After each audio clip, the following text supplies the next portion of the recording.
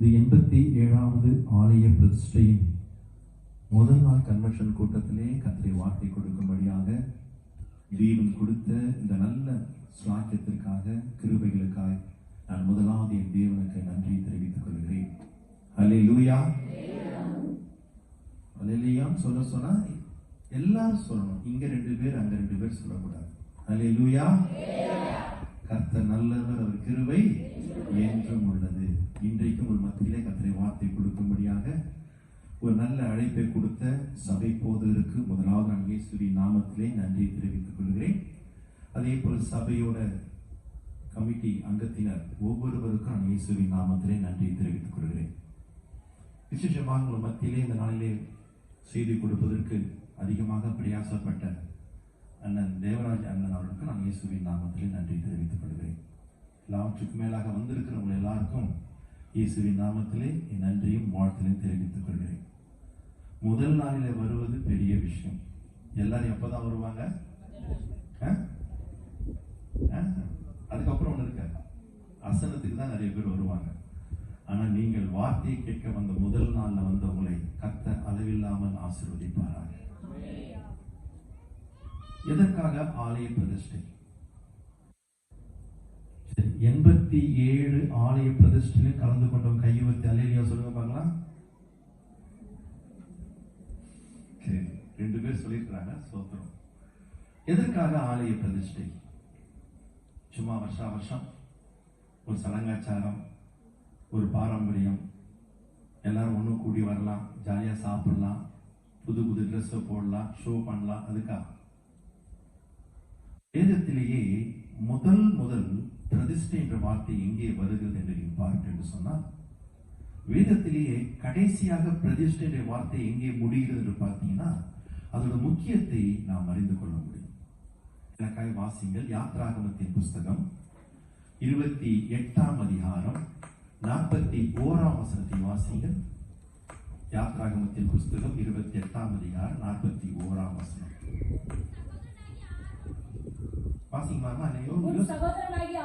மைக்கு கொடுத்தது டக்குன்னு வாசிக்கிறதுக்கு யோசிக்கிறதுக்கு இல்ல. வாசிங்க. உன் சகோதரனாகிய ஆரோனும் அவனோட கூட அவன் குமாரரும் எனக்கு ஆசாரிய ஊழியம் செய்யும்படிக்கு நீ ஸ்தோத்திர பலிகளை என்னமாச்சு? ஸ்தோத்திர பலியில எங்க வந்தது?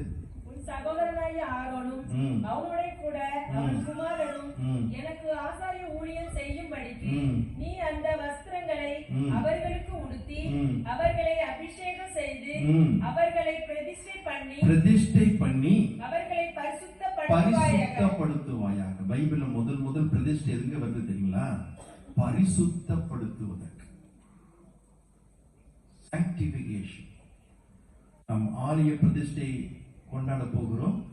அதற்கு முன்பதாக இந்த ஆலயத்தை நாம் என்ன செய்து கொள்ள வேண்டும்? பரிசுத்தப்படுத்திக் கொள்ள வேண்டும். அதற்கு தான் இந்த ஒழுங்கை அந்நாட்களிலே வைத்திருக்கிறார்கள். கடைசியா எங்க வருது தெரியுங்களா? யோவான் எழுதின சுவிசேஷம் 10ஆம் அதிகாரம் 22ஆம் வசனத்தை கொஞ்சம் வாசியுங்கள். யோவான் எழுதின சுவிசேஷம் 10ஆம் அதிகாரம் 22ஆம் வசனம். பின்பு எருசலேமிலே தேவாலய பிரதிஷ்டை பண்டிகை வந்தது. போதும். அந்த இடத்துல பிரதிஷ்டை என்று சொல்லும் போது டெடிகேஷன், ஒரு தீர்மானம். நம்மை நாமே சுத்திகரித்துக் கொண்டு இனி நாம் பரிசுத்தமாக ஜீவிப்போம் என்கிற ஒரு தீர்மானத்தோடு கூட இந்த பிரதிஷ்டையை நாம் இந்த ஆசரிப்போம் என்று சொன்னால் அது நமக்கும் தேவ நாமத்துக்கும் மகிமை கொண்டு வரும். எது சடங்காச்சாரம் அல்ல. இந்த 3 நாட்களும் அந்த 66 புஸ்தகத்தில் இருந்து 1189 அதிகாரத்திலிருந்து 31,102 வசனங்களுக்குள்ளாக இருந்துதான் நான் பேச போகிறேன். வேற எந்த கதையும் பேச மாட்டேன். இந்த வசனம் நம்ம என்ன செய்யும்? சுத்திகரிக்கும். இப்படி சத்தியத்தினாலே அவர்களை பரிசுத்தமாக்கும். உங்களுடைய வசனமே சத்தியம். இந்த சத்திய வசனம் நம்ம என்ன செய்யும்? பரிசுத்தமாக்கும். இந்த வசனத்துக்கு முன்பதாக இந்த 3 நாட்களும் நம்மை நாமே நிறுத்தி பார்த்து சரி செய்ய வேண்டிய பகுதிகளை சரி செய்வோம் என்று சொன்னால் உண்மையாகவே வருகிற நாட்களிலே, வருகிற ஆண்டிலே கர்த்தர் உங்களையும் உங்கள் குடும்பத்தையும் இந்த திருச்சபையும் அளவில்லாமல் ஆசீர்வதிப்பார். எத்தனை பேர் விசுவாசிக்கிறீங்க? ஆமென். நான் கேட்காம சொல்லணும். கொஞ்சம் நீங்க உற்சாகமா இருக்கணும். ஆமென் அல்லேலூயா சொல்றதுக்கு என்ன செய்யக்கூடாது? யோசிக்க கூடாது, தயங்க கூடாது. நீங்க ஜீவனோடு இருந்தா நானும் ஜீவனோடு பேச முடியும். நீங்க மயான அமைதியா இருந்தீங்கன்னா எனக்கு கல்வத்தோடு பிரசங்கம் பண்ற மாதிரி ஆயிடும். அப்படி ஆகிடக்கூடாது. நீங்க கொஞ்சம் உற்சாகமா இருந்தா எனக்கு சந்தோஷமா இருக்கும். உண்மையாகவே மட்டுமா தேவனை அருமையாக ஆராதித்தும் அருமையாக ஆராதனை நடத்தினார்கள். கர்த்தர் அவர்களை ஆசீர்வதிப்பாராக. நாம் நேரடியாய் கர்த்தருடைய வார்த்தைக்குள்ளாய் கடந்து செல்லுவோம். இன்றைக்கும் ஆவியானவர் நம்மோடு பேசுவாராக. எல்லாருக்கும் மனப்பாடமாய் தூக்கத்துல தட்டி கேட்டா கூட சொல்லுவீங்க. அந்த வசனத்தை வாசிக்க கேட்போம். சங்கீதங்களின் புஸ்தகம் 1 அதிகாரம் 3ஆம் வசனத்தை வாசிக்க கேட்போம். அம்மா நீ கொஞ்சம் முன்னால வரீங்களாமா? அப்படியே வாங்க, மைச்சு வாங்க, டக்குன்னு வாசிக்க வாங்கம்மா, கொஞ்சம் வாங்கம்மா, வாங்க எந்திச்சு வாங்க, இருங்க வாங்கம்மா, டக்குன்னு வாங்கம்மா, டைம் யூஸ் பண்ணாதீங்க. உங்களுக்கு நல்ல கிருபை கர்த்தர் கொடுத்துருக்காரு. நீங்க முன்னால வந்து அந்த மைக்கை வாங்கிக்கங்க, கொஞ்சம் வெளிச்சத்துல உட்காந்துங்க, டக்குன்னு படிங்க. நானும் செய்தியை வேகமா கொடுக்க எனக்கு கொஞ்சம் உதவியாக இருக்கும். இது எனக்கு செய்யல, ஆண்டவருக்கு செய்யற ஊழியம். நீங்க உற்சாகமா செய்யுங்க. அவன் நீர்க்கால்களின் ஓரமாய் நடப்பட்டு தன் காலத்தில் தன் கனியை தந்து இலை உதிராதிருக்கிற மரத்தை போல் இருப்பான். அவன் செய்வதெல்லாம் வாய்க்கும். எல்லாரும் கண்களை மூடுவோம். சகோதரிகள் எல்லாரும் தலைகளை மூடி நாம் தேவனுடைய சமூகத்திலே, தேவனுடைய பாதத்திலே அமர்ந்திருக்கிறோம் என்ற ஒரு பயத்துடனே பக்தியுடனே நாம் தேவனை நோக்கி நாம் செபிப்போம். நான் அல்ல, நானும் உங்களை போல சாதாரண மனிதன் தான். ஆவியானவர் நம்மோடு கூட பேசும்படியாய் நம்ம எல்லாரும் ஒப்பு கொடுத்து நம்மை தாழ்த்தி ஆவியானவர் நோக்கி நம்ம எல்லாரும் நீங்களும் ஜெபிங்க, நானும் ஜெபிக்கிறேன். இந்த மாலை நேரத்திலே ஆவியானவர் நம் ஒவ்வொருவரோடு கூட முகமுகமாய் பேசுவாராக. மகா இரக்கமும் கிருபையும் பரிசுத்தமுள்ள எங்க நல்ல பிதாவே, இயேசுவின் நாமத்திலே அருமையான கன்வென்ஷன் முதல் நாள் கூட்டத்துக்காக நன்றி செலுத்துகிறோம். இந்த முதல் நாளிலே நீ அழைத்துக் கொண்டு வந்த ஒரு பிள்ளைகளுக்காக நான் நன்றி செலுத்துகிறோம். இம்மட்டுமா நீ எங்கள் வாழ்க்கையில் செய்த எல்லா நன்மைகளையும் உபகாரங்களையும் கிருபைகளையும் நாங்கள் நினைத்து உம்மை துதிக்க தொழுது கொள்ள ஆராதிக்க கொடுத்த நல்ல நேரத்திற்காக நன்றி செலுத்துகிறோம். உங்கள் மகிமையின் பிரசன்னம் ஆவியானவர் எங்கள் மத்தியிலே அசைவாடி கொண்டிருக்கிற தயவுக்காக நன்றி செலுத்துகிறோம். அதே ஆவியானவர் எங்களோடு பேசுவீராக. இந்த 87வது பிரதிஷ்டை ஆண்டுக்கு சபைக்கு என்ன தேவை என்பதை நீர் அறிந்திருக்கீங்க ராஜா. நீங்க பேசுங்க. உமது நாமமும் உமது வசனம் மாத்திரம் மகிமைப்படட்டும். துதிகன மகிமை உமக்கே செலுத்தி ஜெபிக்கிறோம் எங்கள் ஜீவனுள்ள எங்க நல்ல பிதாவே. சபையார் எல்லாம் சொல்லுவோம் ஆமென் ஆமென். வசனத்தை அவன் நீர்க்கால்களின் ஓரமாய் நடப்பட்டு தன் காலத்தில் தன் கனியை தந்து இலை உதிராதிருக்கிற மரத்தை போல் இருப்பான். அவன் செய்வதெல்லாம் வாய்க்கும். இந்த கன்வென்ஷன் முதல் நாள் கூட்டத்தில் வந்திருக்கிற அன்பு சகோதர சகோதரிகளே, ஒலிபெருக்கின் மூலமா இந்த சத்தத்தை கேட்டுக்கொண்டிருக்கிற கிராம மக்களே, உங்கள் எல்லாருக்கும் ஆண்டவர் சொல்லுகிற ஒரு நல்ல வார்த்தை, நீங்கள் செய்வதெல்லாம் வாய்க்கும். இதுவரைக்கும் வாய்த்ததோ வாய்க்கலையோ எனக்கு தெரியாது. இன்னும் நம்முடைய வாழ்க்கையிலே அநேக காரியங்கள் என்ன செய்யல, வாய்க்கவில்லை. பிரயாசப்படுகிறோம், கடினமாய் உழைக்கிறோம்.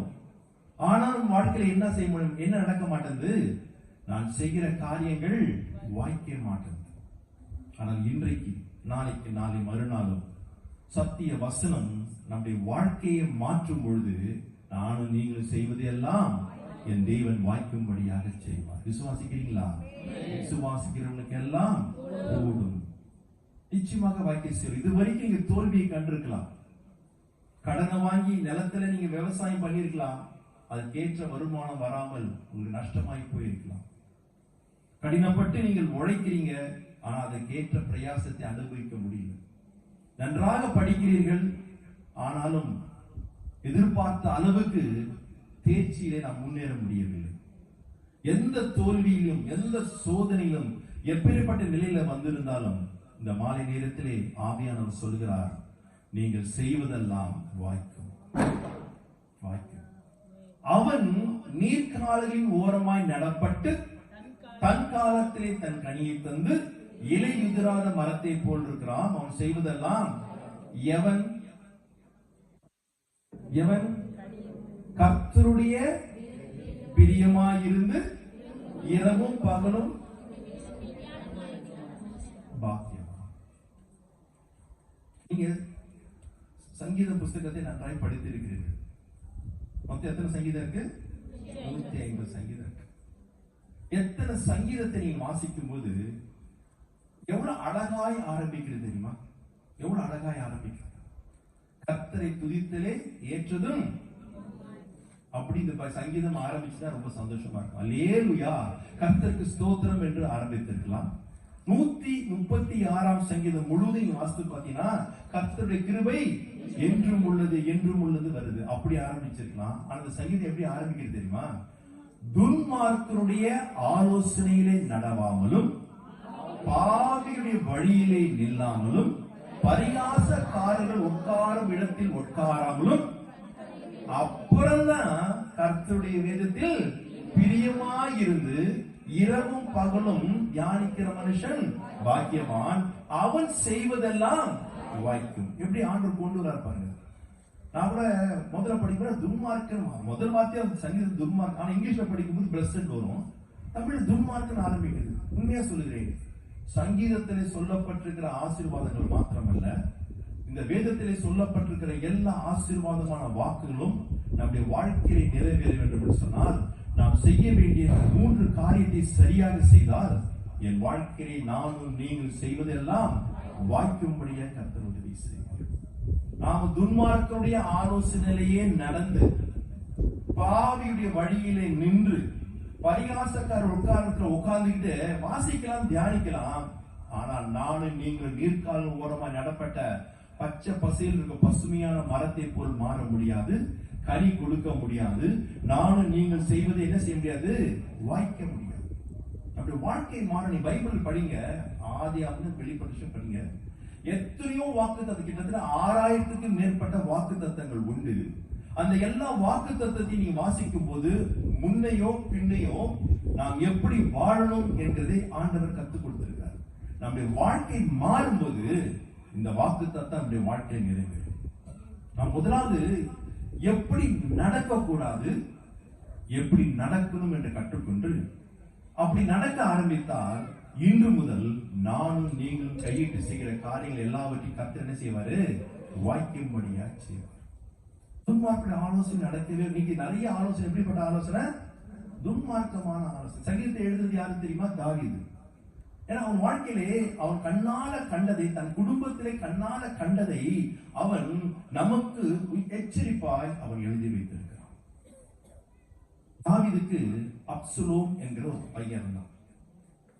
அவன் தகப்பனையே துரத்திட்டு அந்த சீட்ல நான் உட்காரணும்னு நினைச்சான். அதுக்கு யார் ஆலோசனை கொடுத்தா தெரியுமா? யார் கொடுத்தா? எப்படிப்பட்ட ஆலோசனை கொடுத்தான்னு தெரியுமா? சொல்லுங்க. அகித்தோப்பியல். வாசிக்கலாம். 2 சாமுவேல் புஸ்தகம் 16ஆம் அதிகாரம் 20-21 வாசிங்கள். 2 சாமுவேல் 16-20. அப்சலோம் அகித்தோப்பேலை பார்த்து நான் செய்ய வேண்டியது என்னவென்று ஆலோசனை சொல்லும் என்றான். அப்பொழுது அகித்தோப்பேல் அப்சலோமை நோக்கி வீட்டை காக்க உங்களுடைய தகப்பன் அவருடைய மறுமனையாட்டிடத்தில் பிரவேசியும். அப்பொழுது தகப்பனுக்கு நாட்டமாய் போனீர் என்பதை இஸ்ரவேலர் எல்லாரும் கேள்விப்பட்டு உம்மோடு இருக்கிற எல்லாருடைய கைகளும் பலக்கும் என்றான். என்ன ஒரு நல்ல ஆலோசனை இல்ல? எப்படிப்பட்ட ஆலோசனை? துன்மார்க்கமான சொல்றான் பாருங்க, கேட்கிறான். அதற்கு முன்பதாக அப்சலோம் தாவீதுக்கு ஆலோசனை கொடுக்கிறவன். அந்த அதிகாரத்தை கடைசியில் பார்த்தீங்கன்னா அவருடைய ஆலோசனை தேவ வாக்கு போல இருக்கும். ஆனா இன்னைக்கு ஆலோசனை கொடுக்கிறான். ஏன் கொடுக்கிறான்? ஏன் கொடுக்கிறான்? அப்சலோம் யாருன்னு தெரிஞ்சா நாம் அவனை புரிந்து கொள்ளலாம். அதே 2 சாமுவேல் புஸ்தகம் 23ஆம் அதிகாரம் 34ஆம் வசனத்தை வாசிங்கள். அவன் என் கால்களை மான்களுடைய கால் 2 சாமுவேல் 23ஆம் அதிகாரம் 34ஆம் வசனம். மாகாத்தினின் குமாரனாகிய அஸ்காயின் மகன் எலிபலேத் கீலோனியனாகிய அகிதோபேலின் குமாரன் எலியாம் என்பவன். அகிதோபேல் குமாரன் பேர் என்ன? எலியாம். இந்த எலியாமோட பொண்ணு யார் தெரியுமா? அதே 2 சாமுவேல் 11:3 வாசித்தீங்கன்னா, உரியாவின் மனைவியாக பத்சேபாள் அகிதோபேலுடைய பேத்தியின் வாழ்க்கையை தாவீது கெடுத்து விட்டான். அவனை கணவனையும் கொலை செய்து விட்டான். சோ அவனை பழி வாங்க வேண்டும் என்று சொல்லி நல்ல தேவ வாக்கை போல ஆலோசனை கொடுத்த அகிதோபேல் இப்பொழுது துன்மார்க்கமான ஆலோசனை கொடுக்கிறான். கொடுத்தவன் நிலைமை தெரியுமா? நான்கு கொண்டு செத்தான். 17:23 வீட்டுக்கு வாசித்துக் கொள்ளுங்கள். வீட்டுக்கு போய் நான்கு கொண்டு செத்தான். அந்த ஆலோசனை கேட்டவன் எப்படி செத்தான் தெரியுமா? கழுதை மேல போகும்போது அந்த கர்வாலி மரத்துல முடிச்சுக்கி அந்தரங்கத்தில் தொங்குகிறான். தாவீதின் படைத்தலைவன் நெஞ்சிலே குத்துகிறான். துன்மார்க்கமான ஆலோசனை கேட்டவனுக்கும் ஐயோ, துன்மார்க்கமான ஆலோசனை கொடுத்தவனுக்கும் ஐயோ. சபையே, இன்னைக்கு சபைக்குள்ளேயே துன்மார்க்கமான ஆலோசனைகள் உண்டு. சரி, முதல்ல துன்மார்க்கம் யார் தெரியுமா? துன்மார்க்கம் யார் தெரியுமா? நீங்க நினைப்பீங்க வந்து குடிச்சிட்டு உண்டுறாம. அவன் இல்லைங்க, அவன் உலகத்தான். விட்டுருங்க. வசனம் சொல்லுது, பிரசங்கியின் புஸ்தகம் 8ஆம் அதிகாரம் 10ஆம் வசனத்தை வாசிங்கள். பரிசுத்த ஸ்தலத்துக்கு போக்கும் வருத்தமான துன்மார்க்கன். இவன் யாரு? பரிசுத்த ஸ்தலம் எது? சபைக்கு தான். வருவான் போவான். அவன் எப்படி இருக்கிறான்? துன்மார்க்கமா இருக்கிறான். எனக்கு இந்த ஊரை பத்தி எனக்கு ஒண்ணுமே தெரியாது, ஒண்ணும் தெரியாது. ஆனா எங்க ஊரை பத்தி நல்லா தெரியும். சபை பிரம்மாண்டமா இருக்கும். கீழே கார் பார்க்கிங், பாதி பேர் வருவாங்க. அந்த பார்க்கிங்லயே நின்று கதை பேசிட்டு வீட்டுக்கு போயிடுவாங்க. எங்க உள்ள வர மாட்டாங்க தெரியுமா? மேல ஆலயத்துக்கு வந்து தேவனை தொழுது கொள்ள மாட்டார்கள். துன்மார்க்கர்கள்.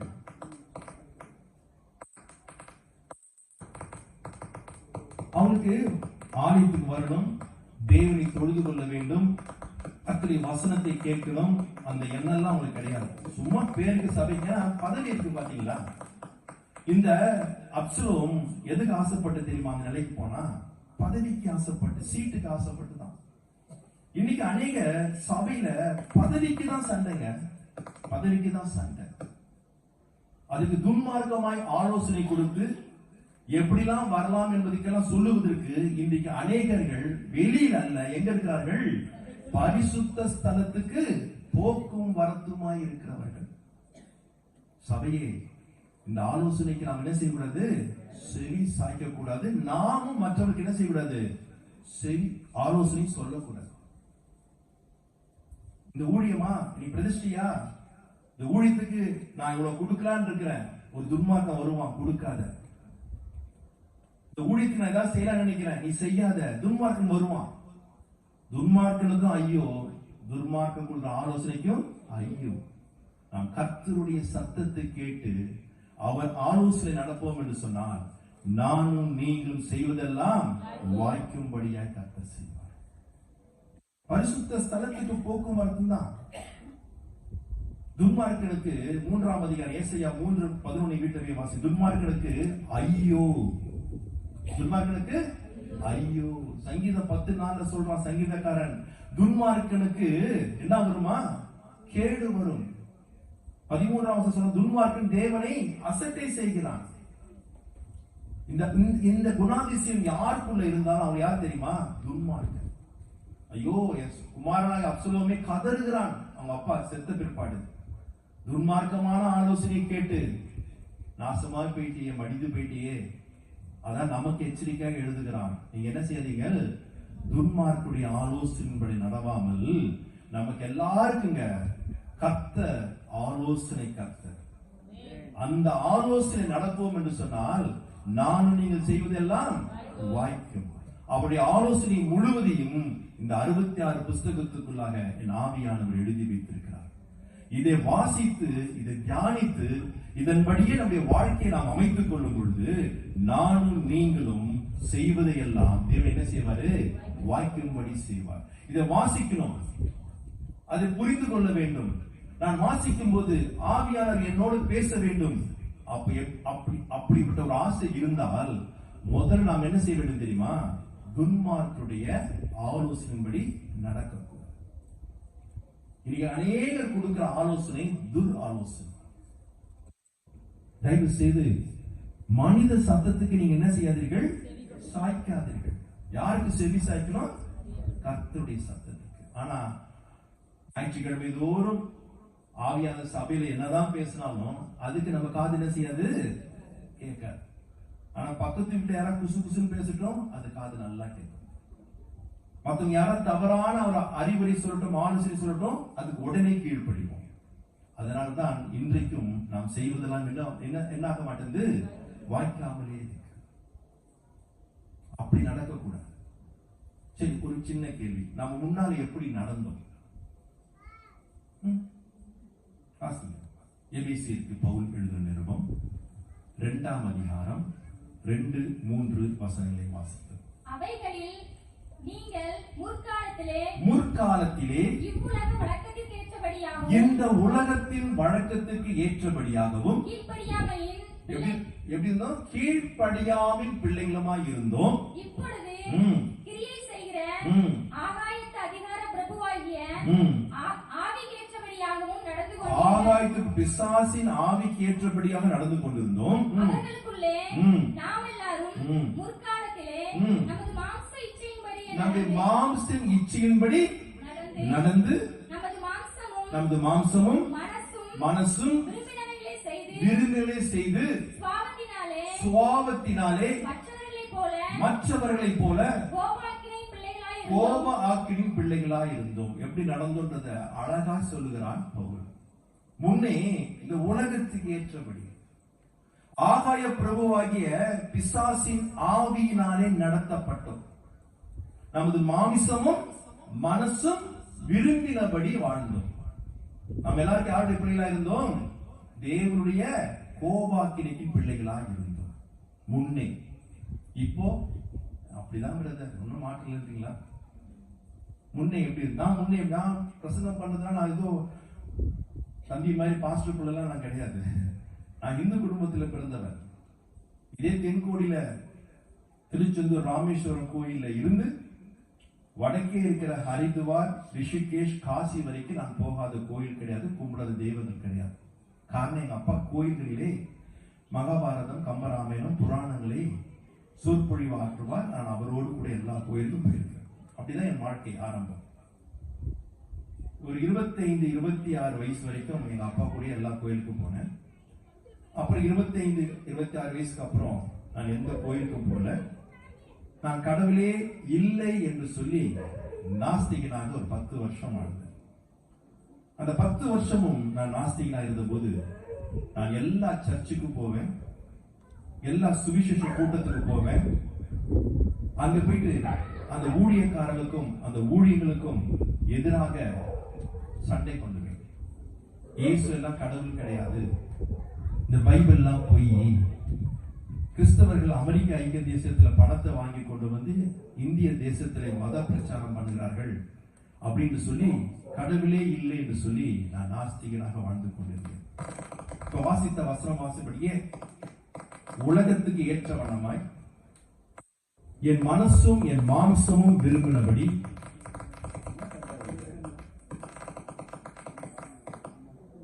என் மனசும் மாமிசமும் விரும்பினபடி அந்தகாரத்தில் ஆவி பிசாசின் நடத்ததினாலே நான் இஷ்டம் போல வாழ்ந்து கொண்டிருக்கிறேன்.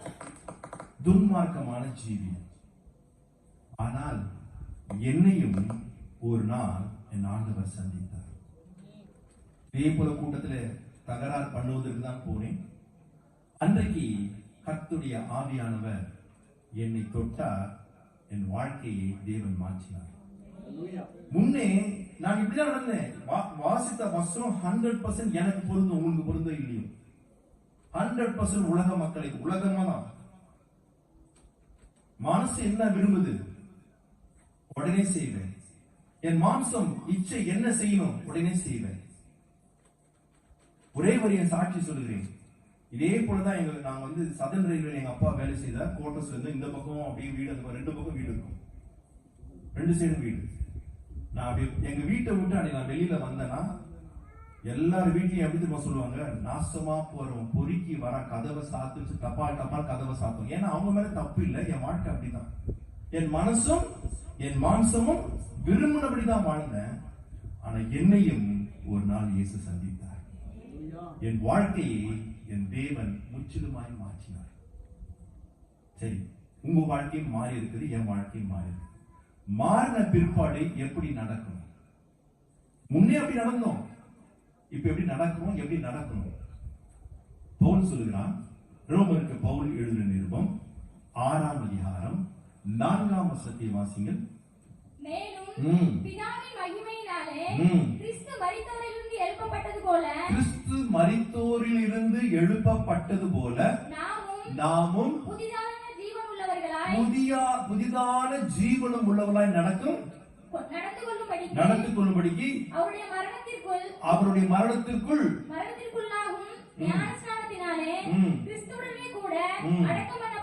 போதும். என்னுடைய வாழ்க்கையின் 2வது, முன்னே மனசு மாமிசம் உலகம் அப்படி வாழ்ந்தேன். என் இயேசுவை சொந்த ரட்சகனை ஏற்றுக்கொண்ட பொழுது இந்த சத்தியத்துக்கு நான் கீழ்ப்படிந்து தண்ணீரிலே மூழ்கி ஞானஸ்நானம் எடுத்த பொழுது பழைய மனுஷனை அடக்கம் பண்ணிட்டு புதிய மனிதனாய் எழும்பின போது, நீங்களும் அநேகர் அடக்கம் பண்ணி எழும்பினவர்கள் எப்படி நடக்கணுமா? புதிதாய் ஜீவனம் உள்ள நியூனஸ். என் வாழ்க்கையிலே நடையிலே ஒரு புதிய வாழ்க்கை நடையா இருக்க வேண்டும். அப்படி நடக்கிறோமா? அப்படி நடந்தால் வெளிப்படுத்தல் 3 நாள்ல ஆண்டவர் சொல்கிறார், அவனுக்கு என் மென் வஸ்திரத்தை கொடுத்து அவன் என்னோடு கூட நடக்கும்படியாய் செய்வேன் என்று ஆண்டவர் சொல்கிறார். பழைய வாழ்க்கையை விட்டுடுங்க, மாறிட்டோம், இயேசுவை ஏற்றுக்கொண்டோம், மனம் திரும்பிட்டோம், ஆண்டவரை இயேசு கிறிஸ்துவை சொந்த ரட்சகராக ஏற்றுக்கொண்டோம், சத்தியத்துக்கு கீழ்ப்படிந்தோம், பழைய மனுஷனை அடக்கம் பண்ணினோம், புதிய மனுஷனா எழுப்பினோம்.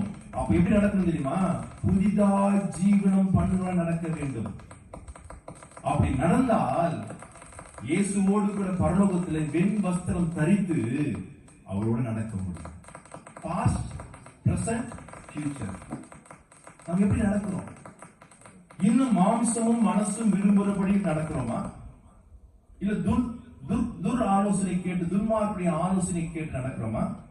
இல்ல மனசும் மாம்சமும் விரும்பினபடி வாழ்கிறேனா? என்ன மாற்றம் வாழ்க்கையில? இந்த மாற்றம் வராத வரைக்கும் நாம் செய்வது என்ன செய்யாது? வாய்க்காது. வாழ்க்கை மாறிச்சுன்னா ஆண்டவர் வாக்குத்தத்தத்தில் உண்மை உள்ளவர், அப்படியே நிறைவேற்றவர் வல்லவராக இருக்கிறார். என் வாழ்க்கையில நடக்கை மாறணும். இயேசுவை ஏற்றுக்கொண்டதுக்கு முன்பதாக இருந்த அதே சண்டை, அதே சச்சரவு, அதே போராட்டம், அதே நம்முடைய வாழ்க்கையில அப்புறம் இருக்கும் என்று சொன்னால், ரட்சிக்கப்பட்டிருக்கிறோம், நான் பழைய மனுஷனை அடக்கம் பண்ணப்பட்டிருக்கிறேன், நான் புதிதாக ஜீவனம் பண்ணுகிறேன் சொல்ல முடியாது. அப்படி சொல்ல முடியும்னு சொன்னா என் ஆண்டவர் என் வாழ்க்கையிலே ஒன்றும் செய்ய முடியாது. எல்லா ஆசீர்வாதமும் கண்டிஷன் கீழே இருக்கு.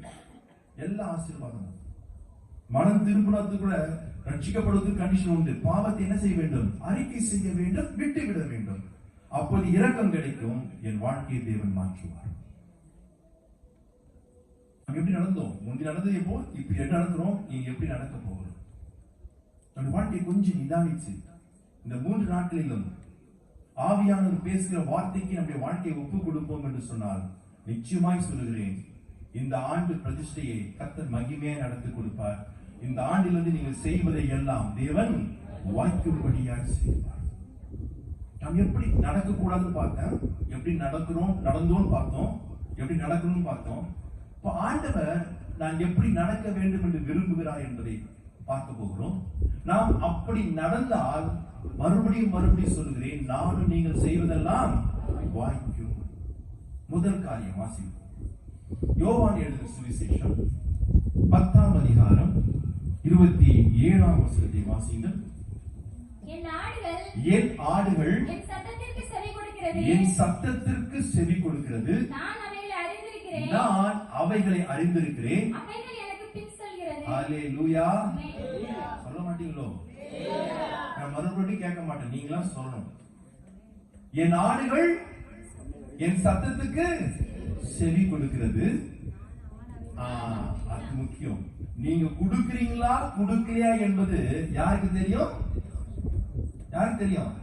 சொல்லுங்க, வாய்க்கு சொல்லுங்க. ஆண்டவருக்கு தெரியும். என்கிட்ட சொல்லலாம், பாஸ்டர் சொல்லலாம், பாஸ்டர் நான் ஆண்டவர் சத்தத்துக்கு கேட்டு தான் நடக்குதுன்னு சொல்லிடலாம். ஆனா நடக்கிறீங்களா இல்லையா என்பது யாருக்கு தெரியும் தெரியுமா? அவருக்கு அறியும். அவருக்கு தெரியும். நாடுகள் என் சத்தத்துக்கு செவி கொடுக்கிறது, நான் அதை அறிந்திருக்கிறேன். அவைகள் பின் செல்லுகிறது. நாம் எப்படி நடக்கும் தெரியுமா? நானும் நீங்களும் செய்வது எல்லாம் வாய்க்க வேண்டும் என்று சொன்னால் யாருக்கு பின்னால் நடக்கணும்? இயேசுக்கு பின்னாலேயே நடந்து வச்சுங்களேன். இப்ப அவர் எங்க இருக்காரு? சோத்திரம். அவங்க விசுவாசம் பெருசு. இது வரைக்கும் இந்த உலகத்துல இந்த மாதிரி பதிலை கேட்டதே இல்லை. இப்ப இயேசு பரலோகத்துல பிதாவின் வலது பார்சத்திலே வீற்றிருக்கிறார். இயேசு இப்ப பூமியில இருப்பது பரிசுத்த ஆவியானவர் தான். பிதாவின் வலது பார்சத்தில் வீற்றிருக்கிறார். இப்ப நம்ம அவரு பின்னாலேயே போனா நம்ம எங்க போய் சேருவோம்? அந்த இடத்துல போய் சேருவோம். என் ஆடுகள் என் சத்தத்துக்கு கொடுக்கிறோமா? விசேஷமா நான் சொல்றேன், சபையில ஞாயிற்றுக்கிழமை ஆவியானவர் நல்ல போதனை கர்த்தர் உங்களுக்கு கொடுத்திருக்கார். அவர் மூலமாய் நிச்சயமாய் பேசுவார். நாம் நடக்கிறோமா? சரி, அப்படியே இல்ல, பைபிள் வாசிக்கும் பொழுது ஆவியானவர் நம்மளோட பேசுவாரா பேச மாட்டாரா? நிச்சயமாய் பேசுவார். சரி, பேசியும் நாம் நடக்கிறோமா? நடந்தாதாங்க நான் செய்வதெல்லாம் வாய்க்க முடியாது. கர்த்தர் செய்வார். நடக்கணும். கிறிஸ்துவ ஜீவம் என்பது மனம் போல வாழ்கிற வாழ்க்கை இல்லை, என் இஷ்டம் போல வாழ்கிற வாழ்க்கை இல்லை. நான் ஆரம்பத்தில் சொல்கிறேன், கடைசி வரைக்கும் இதைதான் சொல்லுவேன். இந்த வசனத்தின்படி, இந்த ஆலோசனையின்படி யார் நடந்தாலும் அவன் செய்வதை எல்லாம் கர்த்தர் வாய்க்கும்படியாக செய்வார். நடக்கிறது என்பது அவ்வளோ ஈஸி சொல்ல முடியாது. ஆனா நடக்க ஆரம்பிச்சுட்டா அவை எல்லாம் நமக்கு எப்படி தெரியுமா இருக்கும்? ரொம்ப ஈஸியா இருக்கும். நடக்கிறவங்களுக்கு ஆண்டவர் விசேஷித்த ஆசீர்வாதத்தை வைத்திருக்கிறார். எல்லாருக்கும் தெரிஞ்ச வசனம், பைபிள் திறக்காம சொல்லுங்க பார்க்கலாம். மத்திய 7ஆம் அதிகாரம் 7ஆம் வசனம். சூப்பர். கேளுங்கள் கொடுக்கப்படும், திறக்கப்படும், தேடுங்கள். முதல்ல என்ன சொல்றாரு? கேளுங்கள். நீங்க கேட்ட போது ஆண்டவர் கொடுத்தாரா கொடுக்கலையா? யார் அது கொடுப்பாரு? இது கொடுக்கலையாமா? கொடுப்பாராம். அப்ப இது வரைக்கும் கொடுக்கலையா? கொடுத்திருக்காங்க. இப்ப உங்க பிள்ளைக்கு ஃபீஸ் கட்டணும், 50,000 ரூபாய் தேவை. நம்ம ஜெபம் பண்ணுவோம், ஆண்டவர் கொடுப்பாரு கொடுக்க மாட்டாரா? கொடுத்திருக்க 50,000 கொடுத்துருவாரு. ஆனா லூக்கா 6:38 கொடுங்கள் அப்பொழுது உங்களுக்கு கொடுக்கப்படும். எப்படி கொடுப்பாரு தெரியுமா? அமுக்கி சறுக்கி பக்கத்து வீட்டுல மடியில விழாம கொடுப்பாரு. உங்க மடியில கேளுங்க. கேட்கும் போது கேட்டதை பெற்றுக் கொள்கிறோம். கொடுக்கும் போது கொடுத்ததை விட அதிகமாய் பெற்றுக் கொள்கிறோம். ஆனா 100% நீங்கள் பெற்றுக்கொள்ள வேண்டும் என்று சொன்னா நாம் எப்படி திரும்ப நடக்க வேணும்? பேதுரு ஆண்டவரை இயேசு கிறிஸ்துவை பார்த்து ஒரு கேள்வி கேட்கிறான். மார்க் எழுதின சுவிசேஷம் 10ஆம் அதிகாரம் 38ஆம் வசனத்தை வாசிங்கள். இயேசு அவர்களை நோக்கி, நீங்கள் கேட்டுக் கொள்கிறது என்னது என்று. மார்க் எழுதின சுவிசேஷம் அவர்களை நோக்கி, மார்க் 10:28 வசனம். அப்பொழுது பேதுரு அவரை நோக்கி, இயேசுவை நோக்கி, இதோ நாங்கள் எல்லாவற்றையும் விட்டு உம்மை பின்பற்றினோமே என்று சொல்லத் தொடங்கினான். போதும். பேதுரு கேட்ட கேள்வி 100% கரெக்ட். ஒரு நாள் அவன் பிரயாசப்பட்டு ராமுழுதும் பிரயாசப்பட்டு ஒன்றுமே கிடைக்காமல் கடற்கரையில் உட்கார்ந்து வலையை அலசி கொண்டிருக்கான். ஓட்ட கீட்ட இருக்கான். அவன் பீட்டர் எக்ஸ்பர்ட். ஒரு புத்தகத்துல படிச்சேன், கடல்ல போகும்போது அந்த தண்ணி எடுத்து அப்படி மோந்து பார்த்தே சொல்லுவானா அங்க என்ன மீன் இருக்குன்னு சொல்லுவானா. அந்த அளவுக்கு அவன் எக்ஸ்பர்ட். நான் இவ்வளவு பிரயாசப்பட்டேன், அவ்வளவு அனுபவம் இருக்கு, ஒன்று கூட கிடைக்கலையே அப்படின்னு சொல்லிட்டு சரி வலையில தான் ஏதோ ப்ராப்ளம் சொல்லிட்டு வலையை அலசி பார்க்கும்போது அங்க யார் வந்தா தெரியுமா? இயேசு வந்தார். இயேசு கேட்டார், பேதுருவே உன் படகுல ஒரு படகு, நான் உட்கார்றதுக்கு இடம் கொடுன்னு கேட்டார். அவனும் கொடுத்தான். கொடுத்துட்டு அவன் வேலையில அவன் இருக்கான். ஆனா காது மட்டும் என்ன செய்யுது? கேட்டுட்டு எல்லாம் பேசி முடிச்ச உடனே ஆண்டவர் சொன்னார், பேதுருவே நீ கொண்டு போய் ஆழத்துல. பேதுரு பாருங்க, நான் இருந்தா இப்படி கேட்டிருப்பேன், ஆண்டவரே நீ ஒரு தச்சன் மகன், உனக்கும் மீனுக்கும் சம்பந்தமே இல்லை. நான் யார் தெரியுமா? எத்தனை வருஷமா பிடிக்கிறேன் தெரியுமா? ஏதோ வந்த போட்டை கேட்ட உட்கார்ந்த பிறகு இருந்து நீ ஆழத்துல போய் நைட்டு முடிச்சு ஆழத்துல போடாம கடற்கரையில போட்டு இழுத்து நான் பேசுவேன், நீங்க பேச முடியும், நான் தான் பேசுவேன். கேட்கலீங்க. அங்க கவனிங்க, ஆண்டவரே முழுதும் பிரயாசப்பட்ட ஒண்ணும் கிடைக்கல, ஆயினும் உம்முடைய வார்த்தையின்படி அந்த கீழ்ப்படிதல் 2 படகு நிரம்பத்தக்கதாய் அவனுக்கு ஆசீர்வாதத்தை கொடுத்தார். கொடுத்துட்டு சொன்னாரு, எல்லாரும் கொண்டு போய் வித்துட்டு காசாக்கி பேங்க்ல போட்டு வீட்டுல உட்காந்து சாப்பிட சொல்ல, ஆசீர்வாதத்தை கொடுத்த உடனே சொன்னாரு, நீ என்னை பின்பற்றி வா, நான் உன்னை மனுஷரை பிடிக்கிறதாய் மாற்றுவேன். நான் அந்த ஆண்டவரே முன்னாலே கூட்டத்தோட ஒழுங்கா வந்திருப்பேன், இவ்வளவு நான் மீன் பிடிக்கும் போது இடம் போட்டுருவேன், இது எவ்வளவு இடம் இருக்கும், எவ்வளவு பைசா வரும், என்ன லாபம் வரும், எல்லாம் கணக்கு போட்டுருப்பேன், எவ்வளவு லாபம் கணக்கு போட்டுருவான் பேரு. ஆனா எல்லாம் விட்டுட்டு வானன அப்படியே விட்டான். வலையெல்லாம் அங்கேயே விட்டான், போட்டை விட்டான், எல்லாம் விட்டான். கேட்கிறான், ஆண்டவரே நான் எல்லாத்தையும் விட்டு உன்னை பின்பற்றினேனே, எனக்கு என்ன கிடைக்கும்? அடுத்த வருஷம் வாசிங்க. அடுத்த வருஷம் அப்பொழுது இயேசு பிரதியுத்தரமாக, என் நிமித்தமாகவும் சுவிசேஷ வார்த்தை நிமித்தமாகவும் நல்லா கவனிங்கள், வீட்டையாவது சகோதரனையாவது சகோதரியாவது தகப்பனையாவது தாயையாவது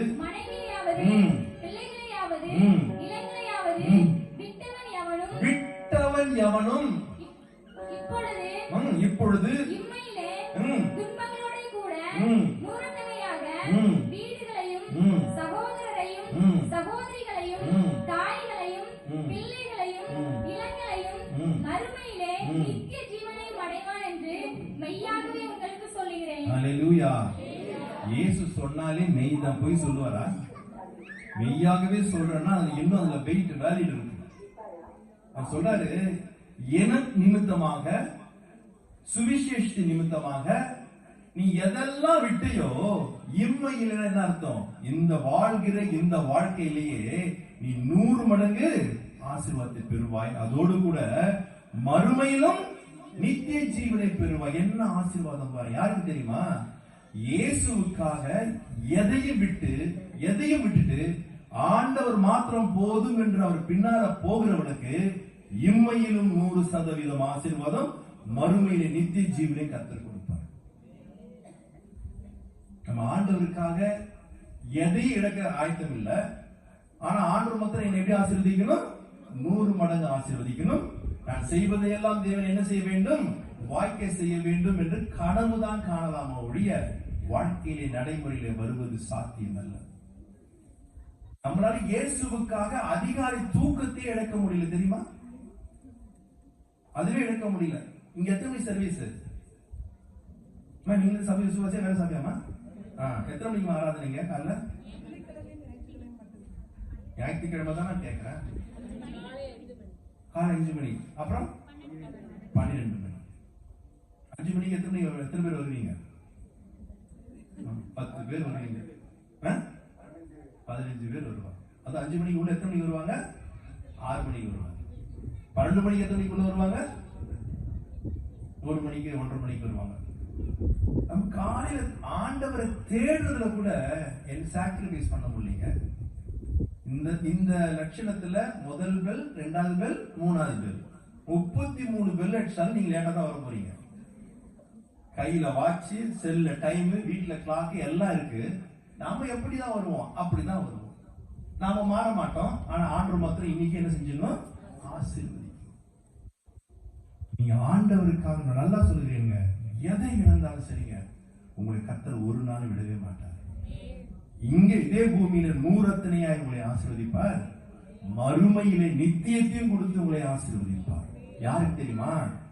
எதையும் சாக்ரிஃபைஸ் பண்ணி இயேசுவுக்கு பின்னாலேயே நடந்து போகிறவர்கள், இயேசுவை ஃபாலோ பண்றவர்கள் அநேக காரியத்தை இழக்க வேண்டும்.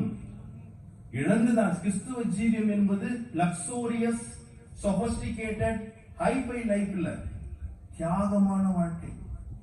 இயேசு பரலோகத்தின் மேன்மை எல்லாத்தையும் விட்டுட்டு கடைசி மூச்சு வரைக்கும் எல்லாத்தையும் சாக்ரிஃபைஸ் பண்ணி தான் வாழ்ந்தார். அவரை பின்பற்றுகிற நாமும் எப்படிதான் வாழும் தெரியுமா? சாக்ரிஃபிஷியல் லைஃப் வேணும். ஆனா இன்னைக்கு செய்திகள் யூடியூப்லயும் தொலைக்காட்சியில வர்றது இப்படி இல்ல. நீ எப்படிதான் வாழு, கர்த்தர் உன்னை வந்து பார், ஆசீர்வதிப்பார், பார் பார், நல்லா பார். கடைசி வரைக்கும் பார்க்க முடியாது. கிறிஸ்துவ ஜீவியம் அது இல்லைங்க. இன்னைக்கு உங்களை வச்சு பணம் சம்பாதிக்கிறவர்கள் சொல்லக்கூடிய நூதனமான கடைசி காலத்து கள்ள உபதேசங்கள், கள்ள தீர்க்க தரிசனங்கள். அதான் நான் மறுபடியும் சொல்கிறேன், மனுஷன் தூர ஆலோசனை கொடுப்பான், ஆனா கர்த்தர் ஒரு நாள் கொடுக்க மாட்டார். அவர் ஆலோசனை கர்த்தர் இத கொடுத்திருக்கிறது எல்லாம் சத்தியம். இத படிங்க, தியானம் பண்ணுங்கள், அதன்படி வாழுங்கள், அவருக்கு பின்னாலேயே போங்கள். இம்மையிலே 100%, மறுமையிலே நித்திய ஜீவனை கொடுப்பார். எங்க அப்பா கோயில சொன்ன காலேஜ் பண்றாரு. நான் ஆண்டவர் இயேசு கிறிஸ்துவை ஏற்றுக்கொண்டேன். 6 மாசம் தான் மறைமுகமா இருந்தேன். அப்புறம் சொல்லிட்டேன். சொன்ன பிறகு தெரியும் வீட்டுல என்ன பிரச்சனை வரும். உங்களுக்கு தெரியும், பயங்கர பிரச்சனை, பயங்கர போராட்டம். வீட்டை விட்டு வெளியே வரக்கூடிய ஒரு சூழ்நிலை. ஆனா நான் எங்க அப்பா அம்மா என்னை விட்டுட்டு துரத்துனாங்கன்னு சொல்ல மாட்டேன், நான் வீட்டை விட்டு ஓடி வந்து சொல்ல மாட்டேன். ஏன்னா அந்த நேரத்துல என் தேவன் என்னை பிரித்தார். ஆனா வந்த பிற்பாடு எத்தனை போராட்டங்கள், எத்தனை பாடுகள். ஆனா எல்லாவற்றிலையும் எங்க அப்பா அம்மா கூட இல்ல, உடன் பிறந்த சகோதர சகோதரி இல்ல, என் தேவன் கூட இருந்தார். எந்த சூழ்நிலையும் என்னை வெட்கப்படுத்தாமல் இதுவரைக்கும் என் தேவன் நடத்தி கொண்டு வருகிறார். 1999ஆம் ஆண்டு முழு நேர ஊழியக்காரனாய் வந்தேன். இன்னைக்கு 2024, கிட்டத்தட்ட 25 வருஷமா ஊழியம் செய்றேன். என்னை ஆண்டவர் அளவில்லாமல் ஆசீர்வதிக்கிறார். நீங்க ஆசீர்வாதம் சொன்ன உடனே நினைப்பீங்க, என் பேங்க்ல பேலன்ஸ் ஜாஸ்தி இருக்கு, 4 வீடு வச்சுக்கிறேன், வீட்டு வாசல்ல பென்ஸ் கார் நிக்குன்னு நினைப்பீங்க. அதெல்லாம் ஒண்ணு நிக்கல. எனக்கு கொடுத்த ஆசீர்வாதம் சொல்லட்டுங்களா? இத்தனை வருஷமா 1 பைசா கடனே இல்லாமல் கர்த்தரை நடத்தி கொண்டு வருகிறார். 1 பைசா கடன் கிடையாது. இத்தனை வருஷமா ஒரு மெட்டாசினோ, ஒரு குரோசினோ, பாராசிட்டமோ ஒரு மாத்திரை வாங்கல, போடல. இத்தனை வருஷமா என் தேவன் சுகத்தோடு பலத்தோடு வைத்திருக்கிறாங்க. தேவனுடைய ஆசீர்வாதம் நம்பி வாங்க, பின்னாடி ஒரு நாள் கைவிட மாட்டார். ஆசீர்வாதம் சொன்னா உங்களுக்கு மனசுல வருது காரு, பங்களா, வீடு தாங்க, அது இல்லைங்க ஆசீர்வாதம். அதையெல்லாம் நிலையற்றது. கொஞ்ச நாளுக்கு முன்பதாக ஆப்கானிஸ்தான்ல ஒரு மிகப்பெரிய நிலநடுக்கம் நடந்துச்சு. டிவி எல்லாம் காமிச்சான், பார்த்திருப்பீங்க. ஒரு மனுஷன் ஹெலிகாப்டர்ல இருந்து இவ்வளவு பெரிய பிரெட் போறான், ஓடி போய் பிடிச்சி அதை வாங்கி புத்தம் கொடுத்து சாப்பிடுறான். அது கீழே சொல்றான், இந்த ஆள் வந்து ஆப்கானிஸ்தான்ல அநேக வீடுகளுக்கு சொந்தக்காரன், லேண்ட்லார்ட், பெரிய லேண்ட்லார்ட். பூகம்பத்துல எல்லாம் உடைஞ்சு போச்சு, இடிஞ்சு போச்சு, தரமட்டம் ஆயிடுச்சு. ஒருவேளை சாப்பாட்டுக்கு வழியில வந்து பிரெட் கிடைச்சா போதும் அலையலாம். பாத்தீங்களா? எத்தனை வீடு வச்சு, எத்தனை கார் வச்சு, என்னங்க பிரச்சனை? இவை எல்லாம் அழியக்கூடியது. என்னை விட்டு, உங்களை விட்டு அழியாத ரட்சிப்பு இருக்கு பாத்தீங்களா? அது ஆசீர்வாதம். நீங்க எத்தனை கோடி கொடுத்தாலும் எங்கேயுமே வாங்க முடியாது தெரியுமா? அந்த ரட்சிப்பு, அது ஆசீர்வாதம். பரிசுத்த ஆவியின் அபிஷேகத்தை கொடுத்திருக்காரா? அது ஆசீர்வாதம். எங்கேயும் வாங்க முடியாதுங்க. அமர்ந்து இருக்கிற எனக்கு உங்களுக்கு பிரச்சனை இல்ல, போராட்டம் நினைக்கிறீங்களா? உண்டு. இவைகள் மத்தியிலும் எல்லா புத்திக்கும் மேல ஒரு தேவ சமாதானத்தை கொடுத்துக்காரு பாத்தீங்களா? அது ஆசீர்வாதம். நம்ம விட்டு எடுபடக்கூடிய பொருளுக்கு தான் நம்ம ஆசீர்வாதம் நினைக்கிறோம். அவைகள்லாம் நிரந்தரம் அல்ல. நிரந்தரமானது ரட்சிப்பு, நிரந்தரமானது ஆவியானவர், நிரந்தரமானது சமாதானம், நிரந்தரமான தேவோடு நடக்கிற ஒரு அனுபவம். இதுதான் நிரந்தரம், இதுதான் ஆசீர்வாதம். உலகத்தான் சொல்ற நோயற்ற வாழ்வே வசனம் தெரிஞ்சல, பழம் நல்லா தெரிஞ்சு சோத்திரம். நன்மை சொல்றேங்க, 10 பைசா மாத்திரை செலவு இல்லைங்க. ஒரு ஆஸ்பத்திரி, ஒரு ஊசி, ஒண்ணுமே இல்லை. இன்றைக்கு வரைக்கும் என் தேவன் சுகத்தோட வைத்திருக்கிறார். நான் யார்கிட்டயும் ஒரு பைசா கடன் வாங்கினது இல்ல, கடன் வாங்க அளவுக்கு கர்த்தர் வைக்கவும் இல்லை, கொடுக்கும்படியா வைத்திருக்கிறார். இது ஆசீர்வாதம். எப்போ நீ ஆண்டவருக்காக என்னெல்லாம் ஆண்டவர் உன்னை இழக்க சொல்றாரு, வரசு செய்ய சொல்றாரு, செஞ்சுக்கிட்டே அவர் பின்னாலேயே நம்ம போகணும்னு சொன்னா, இந்த ஆசீர்வாதங்களை நீ செய்வதெல்லாம் வாய்க்கும்படியா கர்த்தர் உனக்கு உதவி செய்ய வல்லவராக இருக்கிறார். அல்லேலூயா. எத்தனை பேர் பின்னால போக ஆயத்தம்? 4 பேருக்கு தான். இரண்டாவது நான் எப்படி நடக்கணும் வாசிக்கலாம். ஆதியாகமத்தின் புஸ்தகம் 17ஆம் அதிகாரம் 1 வசனம்.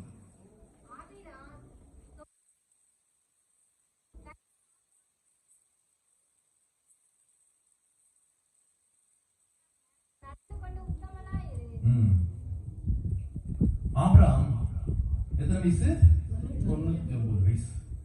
ஆண்டவர் சொல்றார், ஆபிரகாமே உனக்கு வயசு தான் 99 ஆயிடுச்சு, இன்னும் ஒண்ணு போன செஞ்சுரி போட்டுருவேன். இன்னும் ஒண்ணு நீ நான் யாரும் உனக்கு என்ன செய்யல தெரியல. நான் யார் தெரியுமா? சர்வ வல்லமை படைத்த தேவன்.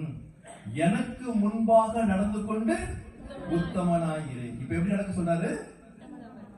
எனக்கு முன்னால நட. நீ பின்னால நடந்த சேட்டெல்லாம் பண்ற, அதெல்லாம் எங்க நட? இப்போ முன்னால நட, முன்னால நட.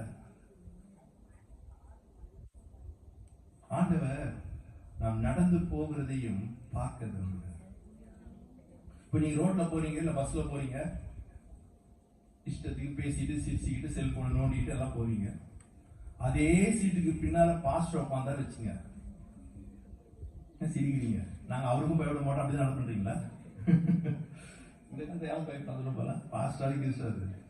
நான் ஸ்ரீலங்காவுக்கு போயிருந்தேன். அங்க ஒரு பாஸ்டர் வீட்டுக்கு போயிருந்தேன் ஊழியத்து நிமித்தமா.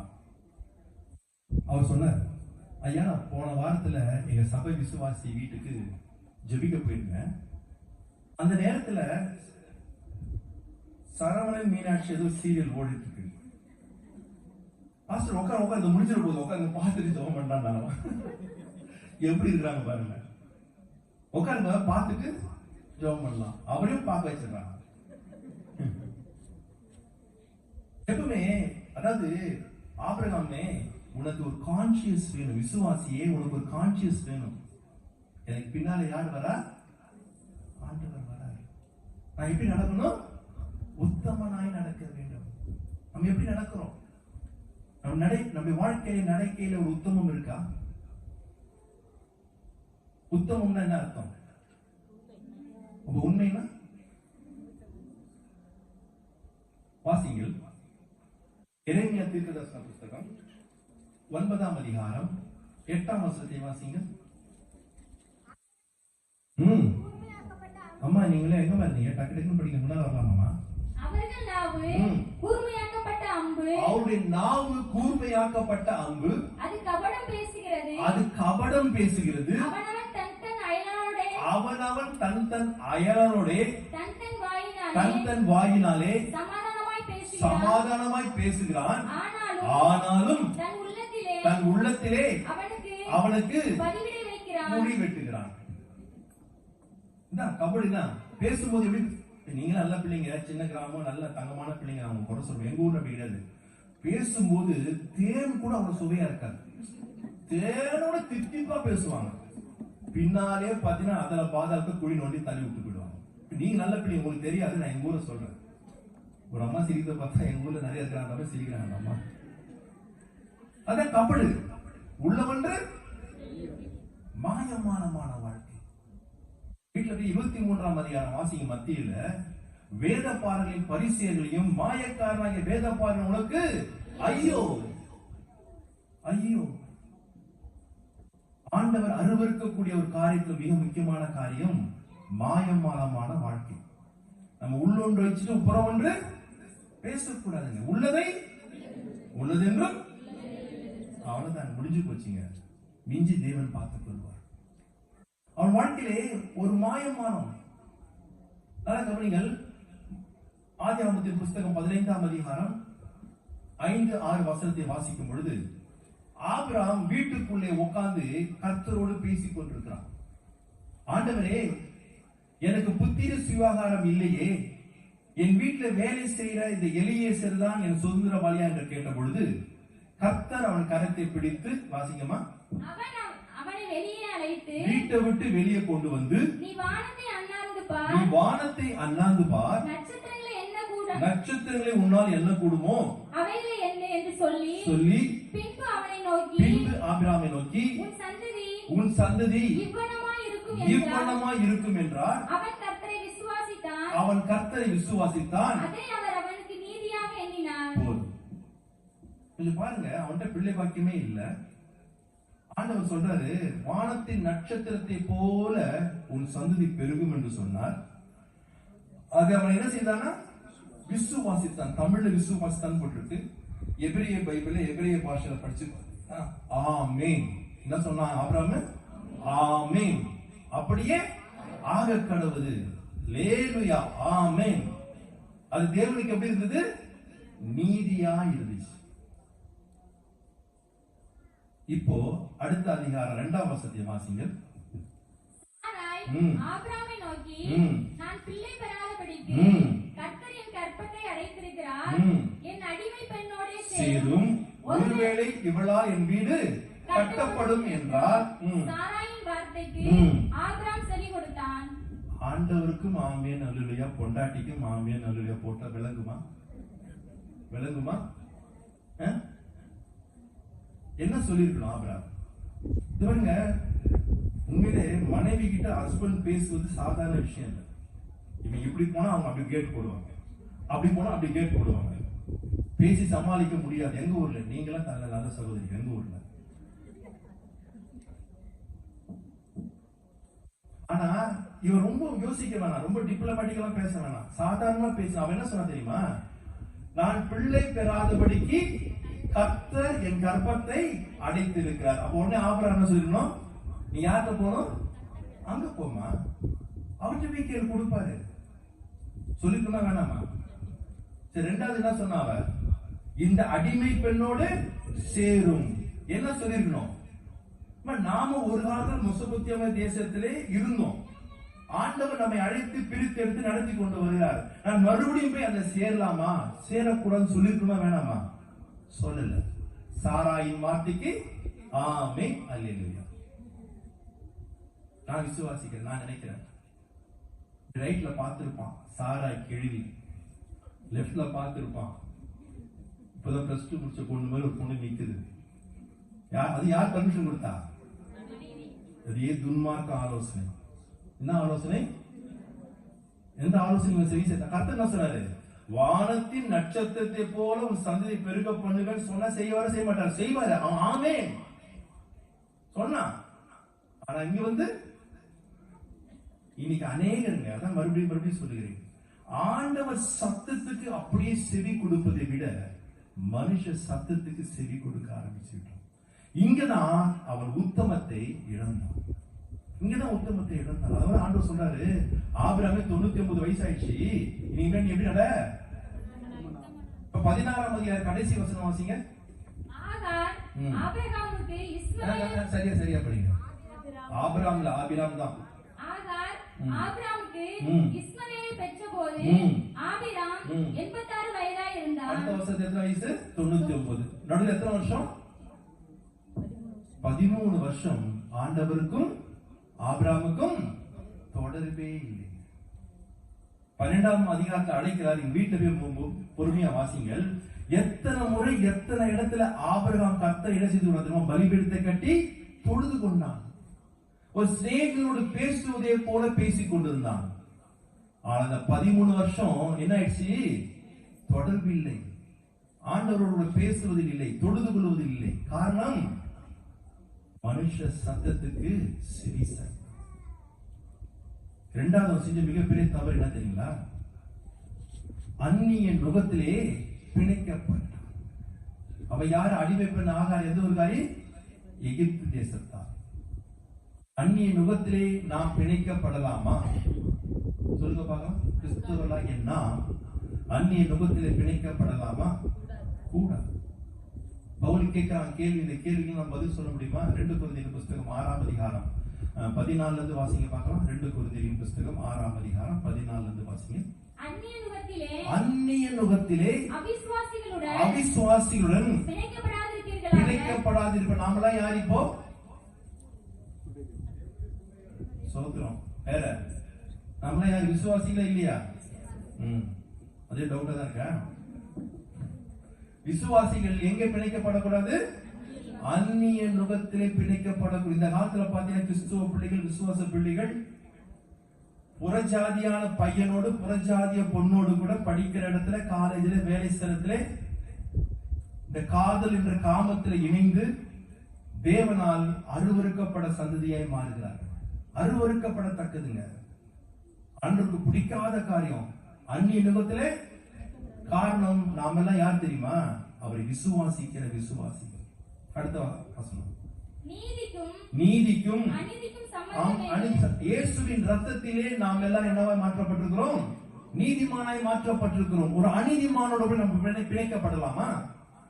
அடுத்து ஒளிக்கும் ஏது?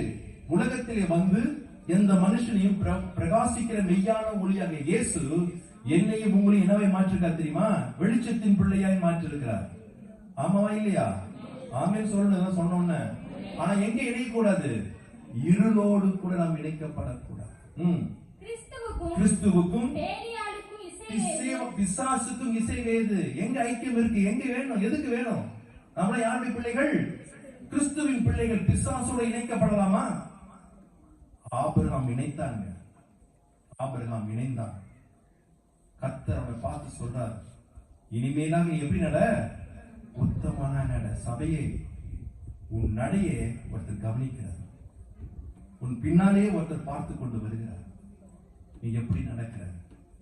ஆண்டவர் சொன்ன வார்த்தையை கேட்டு அப்படியே நடக்கிறியா? வாயில விசுவாசித்து ஆமென் அல்லேலூயா சொல்லிட்டு நீ அப்படிதான் நடக்கிறியா? இல்ல துன்மார்க்கருடைய ஆலோசனை கேட்டு உன் மாம்சத்தின்படி நடக்கிறியா? அந்நிய நுகத்திலே பிணைக்கப்பட்டிருக்கிறாயா? கர்த்தர் அருவருக்கிற காரியம் இவைகளை நாம் விட்டு உத்தமமாய் அவருக்கு முன்பதாக நடந்தால் அவர் நான் செய்வதெல்லாம் தேவன் வாய்க்கும்படியாய் செய்வார். வேதத்திலே ஆண்டவர் அருவருக்கிற காரியங்கள். நாம் எல்லாரும் பிரித்தெடுக்கப்பட்ட மக்கள். ஆமென் வரமாட்டது. உலகத்தோடையோ அந்நிய நுகத்திலேயோ பிணைக்கப்படக்கூடாதுங்க. வேதத்திலே ஆண்டவர் சொல்கிறார், வாசிக்கலாம். நெகேமியாவின் புஸ்தகம் 13ஆம் அதிகாரம் 26ஆம் வசனத்தை வாசிங்கள். நெகேமியா 13:26.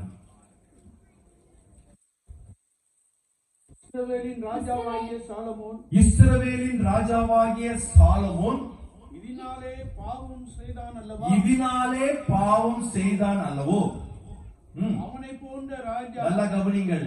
சாலமோனை போல ராஜா அநேக ஜாதிகளுக்குள்ளே உண்டாயிருந்தது இல்லை. அவன் தன் தேவனாலே சிநேகிக்கப்பட்டவனாய் இருந்தான். தேவன் அவனை இஸ்ரவேல் அனைத்தின் மேலும் ராஜாவாக வைத்தார். அப்படிப்பட்டவனையும் மறுஜாதியான ஸ்திரீகள் பாவம் செய்யப்படினார்கள். யார் இவன்? அவனுக்கு ஈக்குவல ராஜா எங்குமே கிடையாதுங்க. தேவனால் சிநேகிக்கப்பட்டவன். அப்படிப்பட்டவனையும் மறுஜாதியான ஸ்திரீகள் என்ன செய்யப்படுகிறார்கள்? பாவம் செய்யப்படி. அதெல்லாம் ஆண்டு சொல்லி இணைக்காதே, பிணைக்கப்படாதே. சாலமோனுக்கு எத்தனை மனைவி? 300. யாரும் இல்லாமா? அம்மா தப்புமா. மனைவி 700, மறுமனையாட்டி 300. எந்த பாஸ்டர் அவன் கல்யாணம் பண்ணி வச்சாரு எனக்கு தெரியல. என்ன மெசேஜ் கொடுத்தாரு எனக்கு தெரியல. எகிப்தியர்கள், அம்மோனியர்கள், அசீரியர்கள் எல்லாம் புறஜாதி பெண்களையாய் அவன் திருமணம் செய்தான். அத்தனை பேரும் இவன் இருதயத்தை வழுகி போக செஞ்சு என்ன பண்ண வைத்தார்கள்? பாவம் செய்ய வைத்தார்கள். தேவனுக்கென்று மகா பெரிய ஆலயத்தை கட்டினான். ஜெபம் பண்ணும்போது மகிமை இறங்கினது. அவளையும் அந்நிய ஸ்திரீகள், புறஜாதின ஸ்திரீகள் என்ன செய்யப்பட்டார்கள்? பாவம் செய்யப்பட்ட அவன் மேடையை கட்ட ஆரம்பித்து விட்டான் அந்நிய தேவன். அதுக்குதான் ஆண்டவர் சொல்றார், பிழைக்கப்படாதே. உன் வாழ்க்கையில வாலிப பிள்ளைகளே, உன் வாழ்க்கையில உன் எதிர்காலத்தை எப்படி அமைக்கணும்ன்றது யாருக்கு நல்லா தெரியும் தெரியுமா? ஆண்டவருக்கு நல்லா தெரியும். நீங்க உங்க வாழ்க்கையை உங்க கையில் என்ன செய்யாதீங்க, எடுக்காதீங்க. சங்கீதக்காரன் சொல்லுறான், என் காலங்கள் அந்த கரத்துல இருக்கிற வரைக்கும் உன் வாழ்க்கை ஆசீர்வாதமாக இருக்கும். நீ என்னைக்கு உன் கையில அந்த வாழ்க்கையை எடுக்கிறியோ அன்னைக்கு அலங்கோலமாய் மாறும். நீ என்ன சொல்ற தெரியுமா? ஆண்டவரே, எனக்கு ஏற்ற துணையை உன்னால் பார்க்க தெரியாது, நான் பார்த்துக்கிறேன். உனக்கு தெரியாது. இப்படி நினைச்சுதான் அநேக வாலிபர்கள் தங்கள் கையில தங்கள் வாழ்க்கையை எடுத்து அந்நிய லோகத்தில் நுழைந்து பிணைக்கப்பட்டு இன்றைக்கு வாழ்க்கை அலங்கோலமாய் போயிருக்கு. அது நிமித்தமாய் பெற்றாருக்கு அவமதிப்பு, அது நிமித்தமாய் சபைக்கு அசிங்கம், கர்த்தருடைய நாமம் தூஷிக்கப்படுகிறது. எங்க ஊர்ல நடந்த ஒரு சம்பவத்தை சொல்றேன். ஒரு வாலிப பெண் ஒரு இந்து பையனை கூட்டிட்டு, கிறிஸ்துவ பொண்ணு கூட்டிட்டு ஓடி போயிட்டான். அவங்க அப்பா அம்மா போய் போலீஸ்ல கம்ப்ளைண்ட் கொடுத்தாங்க. 2 பேருமே மேஜர், எல்லாம் 22, 23 வயசு ஆயிடுச்சு. அந்த இன்ஸ்பெக்டர் ஒரு ஹிந்து தான், பட்டை அடிச்சு குங்குமம் வச்சிருக்காரு. அவர் சொன்னார், நான் பொண்ணையும் பையனையும் கண்டுபிடிச்சு கொண்டாடுறேன், நான் சொல்லி பார்க்கிறேன், வந்தா கூப்பிட்டு போங்க. ஏன்னா மேஜர், அதுக்கு மேல என்னால செய்ய முடியாது. கூப்பிட்டேன். 2 டேஸ் கழிச்சு கண்டுபிடிச்சிட்டாங்க, கூப்பிட்டாங்க. ஸ்டேஷன் நிற்கிறாங்க. அந்த இன்ஸ்பெக்டர் சொல்றாரு, அம்மா, உன்னை பெத்த அம்மா அப்பா, நீ அவங்களோட போவேமா? நான் போக மாட்டேன். நீ என்ன செய்ய போற? நான் இவர் கூட தான் போவேன். இவர் இல்லை, இவங்க கூட தான் போவேன். அவர் கேட்டாருங்க, 3 கேள்விதான் கேட்டாங்க இன்ஸ்பெக்டர். நாக்க புடிங்கி சாப்பிடும். நீ எந்த சர்ச்சுக்குமா போற? நீ கிறிஸ்டினாமா? உங்க பாஸ்டர் தான் உங்களுக்கு சொல்லி கொடுத்தாரா? எங்கிருந்து எங்க எடுக்கிறான் பாத்தீங்களா? கிறிஸ்துவை எடுக்கிறான், சபையை எடுக்கிறான், போதகரை எடுக்கிறான். கடைசி வரைக்கும் அவன் அம்மா அப்பா அழுகுற, அவன் அம்மா கதறி கதறி அழுகுறாங்க. அவ சட்டையே பண்ணல, அவ பாட்டுக்கு போயிட்டு இருக்கான். தயவு செய்து சபையை, வாலிப பிள்ளைங்களே, மறுபடியும் சொல்கிறேன், உங்கள் காலங்கள் கர்த்தருடைய கரத்தில் இருக்கு. அங்க இருக்கிற வரைக்கும் உன் வாழ்க்கை ஆசீர்வாதமாய் மாறும். நீ என்னைக்கு உன் கையில எடுக்கிறியோ அன்னைக்கு நாற்றம் வீச ஆரம்பித்து. ஆபிரகாம் எடுத்தான், சாலமோன் எடுத்தான், முடிவு நமக்கு என்ன தெரியும்? அதனாலதான் ஆண்டவர் சொல்றாரு, இனிமேலாகிலும் நீ எனக்கு முன்பதாக உத்தமனாய் நட. பரலோகத்துக்குள் பிரவேசிப்பதற்கு என் நடை எப்படி இருக்கணும்? உத்தமமா இருக்கணும். சங்கீதக்காரன் கேள்வி கேட்கிறான் 15ஆம் சங்கீதத்தில், கர்த்தாவே, யாருடைய கூடாரத்தில் தங்குவான்? யாருடைய பரிசுத்த பர்வதத்திலே வாசம் பண்ணுவான்? உத்தமனாய் நடந்து நீதியை நடப்பித்து மனதார சத்தியத்தை, உத்தமமாய் நடந்தா நீ நீதி தான் நடப்பிப்பாய். நீ நீதி நடத்தி மனதார சத்தியத்தை தான் பேசுவ. உள்ள ஒண்ணு வச்சு வெளியே ஒண்ணு பேச மாட்டாய், கவனமா பேச மாட்டாய். பரிசுத்த பர்வதம் எங்க தெரியுமா? ஆண்டவர் வாசம் பண்ணுகிற ஸ்தலத்துக்குள் நானும் நீங்களும் பிரவேசிக்கணும்னு சொன்னா என்ன வேணும்? உத்தமமாய் நடக்க வேண்டும். எகிப்தின் அடிமைத்தனத்திலிருந்து எத்தனை பேர் புறப்பட்டு வந்தார்கள்? ஏன் விடுறீங்க? அனுப்பின் பண்டிகை நீங்க 6 லட்சம் புருஷர்கள். அந்த காலத்துல புருஷருக்கு மனைவிகள் இருப்பார்கள், மனைவியில மனைவிகள் இருப்பார்கள். கணக்கு போட்டு பாருங்க, 2 கணக்கு போட்டு பாருங்க, எத்தனை லட்சம் போகுதுன்னு பாருங்க. பிள்ளைகள் அப்புறம் டசன் கணக்கு போட்டு பாருங்க, எத்தனை பேர் தான் பாருங்க. டேக்ஸ் பைபிள்ல போட்டுக்கிறான், அப்படியே வம்ச வழியா போட்டுக்கிறான். கிட்டத்தட்ட 64,645,000 பேர் புறப்பட்டு வந்தார்கள் எகிப்தை விட்டு. எத்தனை பேர் உள்ள நுழைஞ்சார்கள்? 2 பேர். யார் அந்த 2 பேர்? யோசுவா காலம். ஏன் அந்த 2 பேர் மாத்திரம் ஏன் பிரவேசித்தார்கள்? There you are. அந்த 2 பேர் தான் கர்த்தரை எப்படி பின்பற்றினார்கள்? உத்தமமாய் பின்பற்றினார்கள். கொஞ்சம் யோசிக்கணுங்க. கேட்டோட வசனம் சொன்னீங்க, ரொம்ப சந்தோஷம். கர்த்தர் உங்களை ஆசீர்வதிப்பார். எழுத்தின்படியான கானான் தேசத்துக்குள் போவதற்கே ஒரு மனிதனுடைய வாழ்க்கையில ஒரு உத்தமத்தை கர்த்தர் எதிர்பார்க்க கூடும் என்று சொன்னால், பரம கானானாகிய பரதேசத்திற்குள் நானும் நீங்கள் நுழைவதற்கு என் வாழ்க்கையில எவ்வளவு உத்தமத்தை கர்த்தர் எதிர்பார்ப்பார். நம்ம ஒரு ஆள்கிட்ட பேசும்போது எப்படி பேசுறோம், உள்ளத்துல என்ன நினைக்கிறோம். எங்க ஊர்ல பாத்தீங்கன்னா சபையில சிஸ்டர்ஸ் உட்கார்ந்து இருப்பாங்க, சகோதரிகள் ஜெபம் கூடுகை. அப்பதான் ஒரு சிஸ்டர் வாசல் வழியா உள்ள நுழைவாங்க. இந்த உள்ள இருக்கிற சகோதரி சொல்லுவாங்க, இவ எதுக்கு வரா, நாசமா போறவன், இவளை பார்த்தாலே எனக்கு வயிறுலாம் பத்திக்கிட்டு வருதுன்னு. அவங்க உள்ள வந்தவொன்னு, பிரைஸ் லார்ட் சிஸ்டர், நல்லா இருக்கீங்களா, நேற்று கூட உங்களுக்காக ஜெபிச்சேன். இது என்ன வாழ்க்கை. இங்க யாரும் இல்லை, நான் உங்களுக்கு சொன்னேன், இங்க யாரும் பண்ண மாட்டீங்க. எங்க ஊர் தான் சொல்றேன், மறுபடியும் சொல்றேன், எங்க ஊர் தான் சொல்றேன். உங்களுக்கு தான் தெரியாது, நான் கத்து தரேன்னு வச்சுக்காதீங்க, நடக்குதுன்னு புரிஞ்சுங்கன்னு சொல்றேன். இப்படிதான் வாழ்க்கை. இப்படிப்பட்ட வாழ்க்கை வாழுகிறவர்கள் ஒரு நாளும் செய்வதெல்லாம் என்ன செய்யாது, வாய்க்காது. நான் உண்மையா சொல்லுவேன், கொஞ்சத்துல உத்தமமா இருந்தீங்க பாருங்க, கொஞ்சத்துல கர்த்தர் நம்மை அளவில்லாமல் ஆசீர்வதிப்பார். நான் எதை செய்தாலும் அது அப்படியே தேவன் வாய்க்கும்படியா செய்வார். இயேசுவுக்கு பின்னாலே நடந்து போகிற ஒரு அனுபவம், இயேசுவுக்கு முன்னாலேயும் நடந்து போகிற இந்த அனுபவத்தில் நடப்போம் என்று சொன்னால், நானும் நீங்கள் செய்வதெல்லாம் வாய்க்கும். கடைசியா ஒரு நடையை சொல்லி முடிக்கிறேன். ஆதியாகமத்தின் புஸ்தகம் 6ஆம் அதிகாரம் 9ஆம் வசனத்தை நோவாவின் வம்ச வரலாறு. நோவா தன் காலத்தில் இருந்தவர்களுக்குள்ளே நீதிமானும் உத்தமனுமாய் இருந்தான்.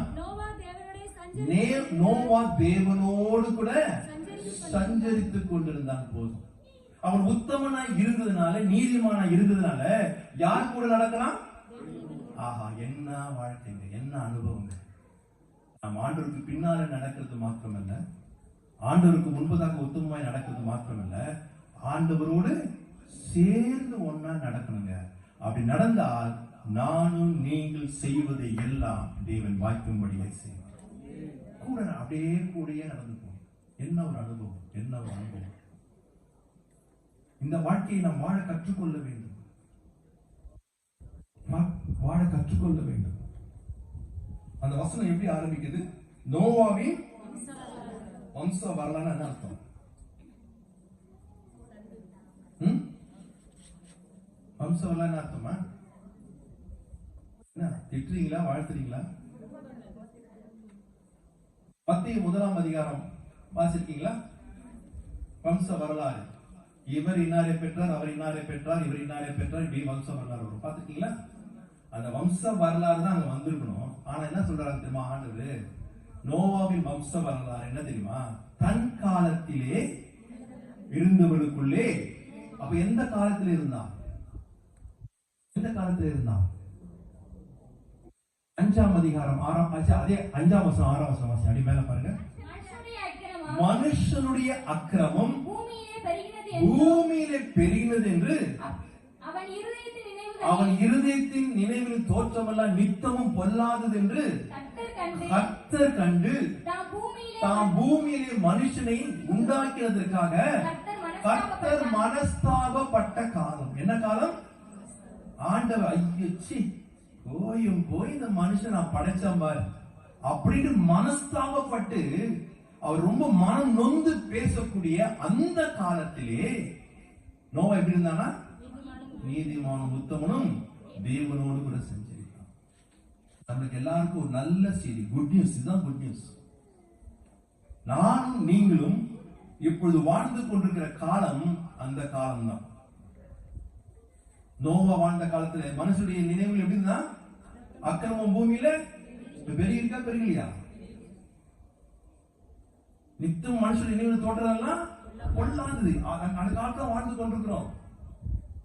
அந்த காலத்துல நோவா எப்படி வாழ்ந்தான்? நீதிமானும் உத்தமனும் தேவனோடு கூட சஞ்சரித்தார். நமக்கு ஒரு குட் நியூஸ், நாமும் தேவனோடு கூட என்ன செய்ய முடியும்? சஞ்சரிக்க முடியும். இந்த பொல்லாத காலத்திலையும் அவருக்கு பின்னால போகிற அனுபவம் மாத்திரமல்ல, அவர் என்னை முன்னால நடக்க சொல்லி அவர் பின்னால வருகிறார் என்ற உணர்வோடு நடக்கிறது மாத்திரமல்ல, நாம் கடைசி வரைக்கும் நாம் என்ன செய்ய வேண்டும்? இயேசுவோடு ஒன்றாய் நடக்க வேண்டும். இப்படி நடக்கிறவர்கள் எதை செய்தாலும் கர்த்தர் அதை வாக்கி செய்வார். கூட வந்து சொல்லுவார், இதை செய்யாத, இதை செய், இப்படி பேசாத, இப்படி பேசு, எல்லாம் சொல்லி கொடுப்பார். எத்தனை பேருக்கு இயேசுவோடு கூட நடக்க ஆசை? ஆமென் சொல்ல சொல்லி எத்தனை பேருக்கு ஆசை? கை தூக்கணும். யார் நடக்க முடியும்? வேதம் சொல்லுகிறது, ஆமோஸ் தீர்க்கதரிசன புஸ்தகம் 2ஆம் அதிகாரம் 3ஆம் வசனத்தை வாசிங்க. சீக்கிரமா வாசிங்க, டைம் ஆயிட்டே போகுது. 3 இருவர் நியாயாதிபதிகளை அவர்கள் நடுவில் இராதபடிக்கு நான் சங்காரம் பண்ணி அவனோட கூட மணிக்கு 3 2 பேர் ஒருமனப்பட்டிருந்தால் ஒழிய 2 பேர் ஒருமனப்பட்டிருந்தால் ஒழிய ஒருமித்து நடந்து போவார்களோ. இப்ப நம்மளுக்கு ஆண்டவருக்கு என்ன வேணும் தெரியுமா? ஒரு மனம் இருந்தால் 2 பேர் என்ன செய்யலாம்? ஒன்னா நடக்கும், ஒன்னா நடக்கும். இது 1 நாள் 2 நாள் அனுபவம் இல்ல, நம்முடைய வாழ்க்கையும் அனுபவமாய் மாற வேண்டும். எங்க ஊர்ல இந்த மாதிரி ஒரு சர்ச்சு, ஒரு பையனுக்கும் ஒரு பொண்ணுக்கும் கல்யாணம் ஆச்சு. கல்யாணம் ஆகி முதல் ஞாயிற்றுக்கிழமை எங்க வராங்க? ஆலயத்துக்கு வராங்க. அது கல்யாணத்துக்கு ரிசப்ஷன் போட்ட கோட்டு சூட்டு, அந்த அம்மா அதெல்லாம் பட்டு போடலாம் கட்டிட்டு நகையெல்லாம் போட்டு 2 பேரும் கையை பிடிச்சி 2 பேரும் ஒன்னா எங்க வராங்க? கொஞ்சம் வாசல்ல வரும்போது ஒரு கல்லு தட்டிடுச்சு. அந்த பொண்ணோட கால்ல கல்லு தட்டிடுச்சு. உடனே மாப்பிள்ளை உட்கார்ந்தாரு. ஐயோ கால்ல பட்டுச்சாமா? இந்த பாஸ்ட் சொன்ன அப்பயே சரி பண்ண சொன்ன, அவர் சரியே பண்ணல. கட்சி போயிட்டு காலெல்லாம் தொடச்சு கையை பிடிச்சி எங்க கூட்டு வந்தார் தெரியுமா? சர்ச்சுக்கு கூட்டு வந்தார். அதே மனைவி அதே கணவன் ஒரு 6 மாசம் கழிச்சு 2 பேரும் அதே சர்ச்சுக்கு வராங்க. அதே கல்லு காலை தட்டுது. அவன் கேட்டான், கண் என்ன முதுகியா இருக்குது? எங்கடி பராக் பார்த்துன்னு வர? கீழே பார்த்து நடக்க தெரியாதா? அப்ப முதல்ல என்ன இருந்துச்சு? ஒரு மன அன்பு கையை பிடிச்சி வந்தாங்க. இப்ப 6 மாசம் என்ன ஆயிடுச்சு? இதுதான் மனுஷனுடைய அன்பு. நாம் அப்படிப்பட்ட வாழ்க்கையை வாழ்வதற்கு தேவன் அழைக்கல, அவரோடு கூட நடக்க வேண்டும். நடக்கணும்னு பைபிள்ல ஆண்டவர் சொன்ன காரியத்தை சொல்ல முடிச்சுக்கிறேன். வாசிங்க. மத்திய எழுதின சுவிசேஷம் 11ஆம் அதிகாரம் 29ஆம் வசனத்தை வாசிங்க. நான் சாந்தமும் மனத்தாழ்மையுமாய் இருக்கிறேன், என் நுகத்தை உங்கள் மேல் ஏற்றுக்கொண்டு என்னிடத்தில் கற்றுக்கொள்ளுங்கள், அப்பொழுது உங்கள் ஆத்துமாவுக்கு இளைப்பாறுதல் கிடைக்கும். அல்லேலூயா. என்ன ஆண்டவர் சொல்றாரு? ரைட். என் நுகத்தை, நுகம்னா என்ன உங்களுக்கு தெரிஞ்சிருக்கும், கிராம மக்களுக்கு, சிட்டில தெரியாது இல்ல. நுகம்னா என்ன?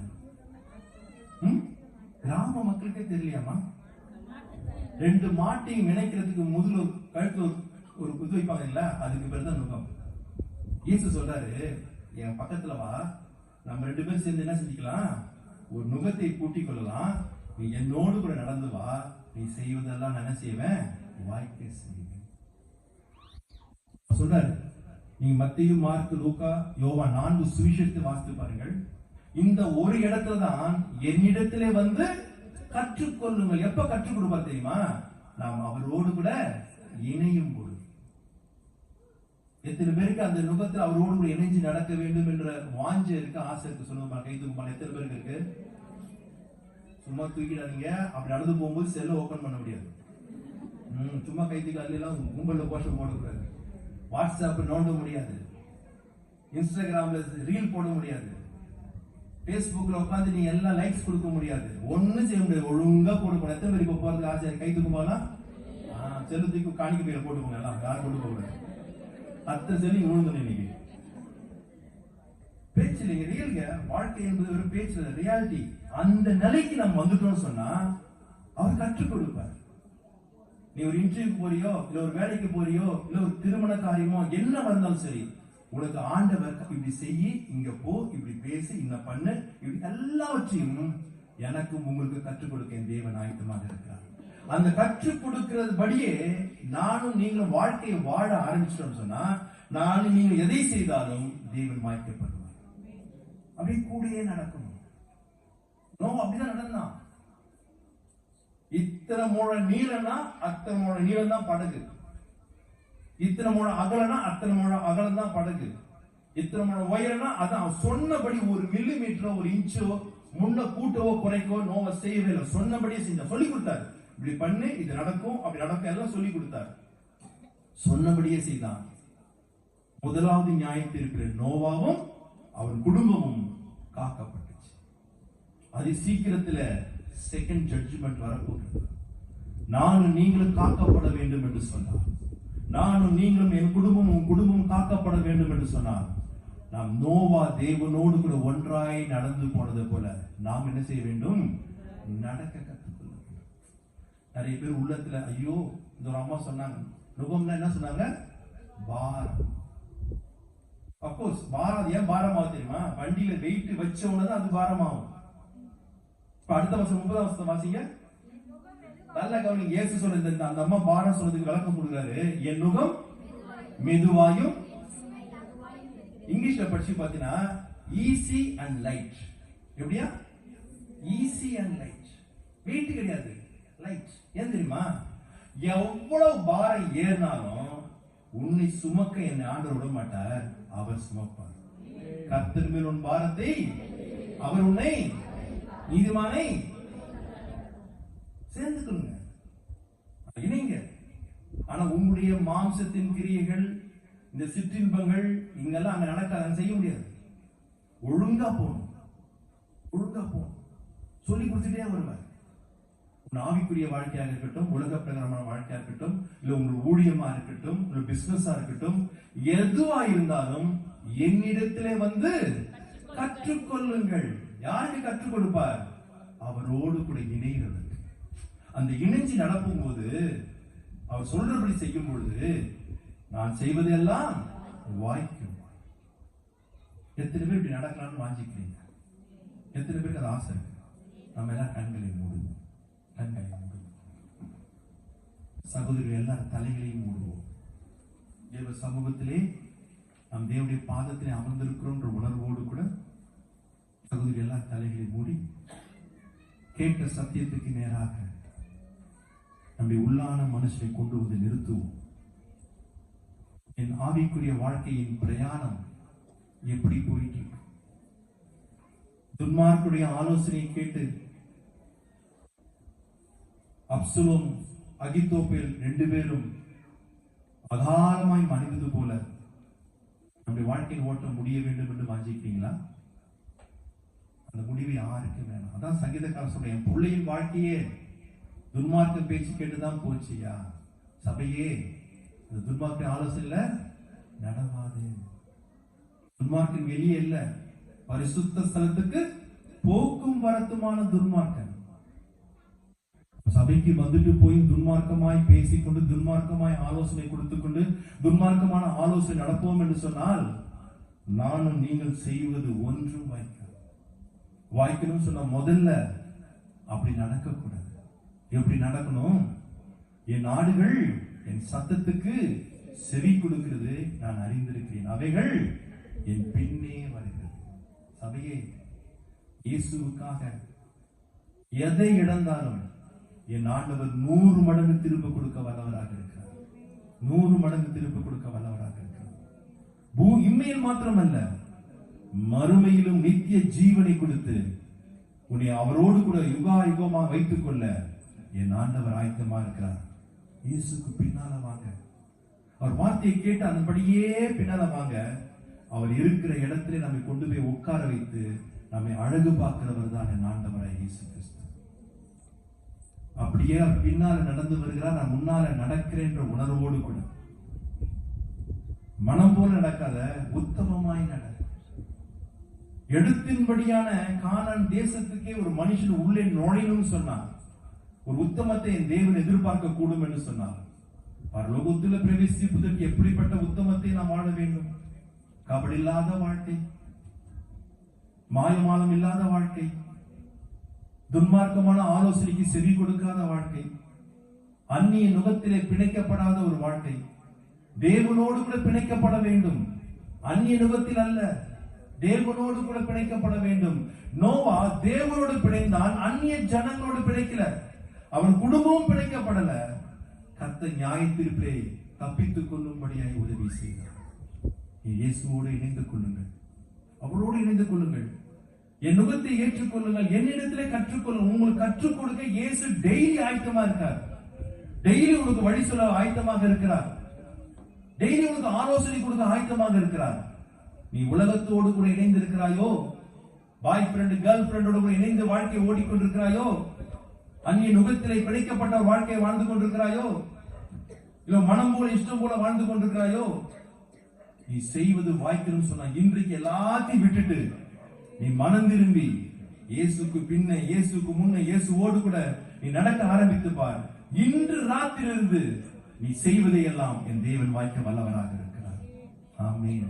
பரிசுத்தமுள்ள எங்கள் நல்ல பிதாவே, இந்த முதல் நாள் கூட்டத்துக்காய் நன்றி செலுத்துகிறோம் ஆண்டவரே. இந்த முதல் நாளிலும் ஆவியானவர் பேசின ஒரு நல்ல வார்த்தைகளுக்காக உமக்கு நன்றி செலுத்துகிறோம் ஆண்டவரே.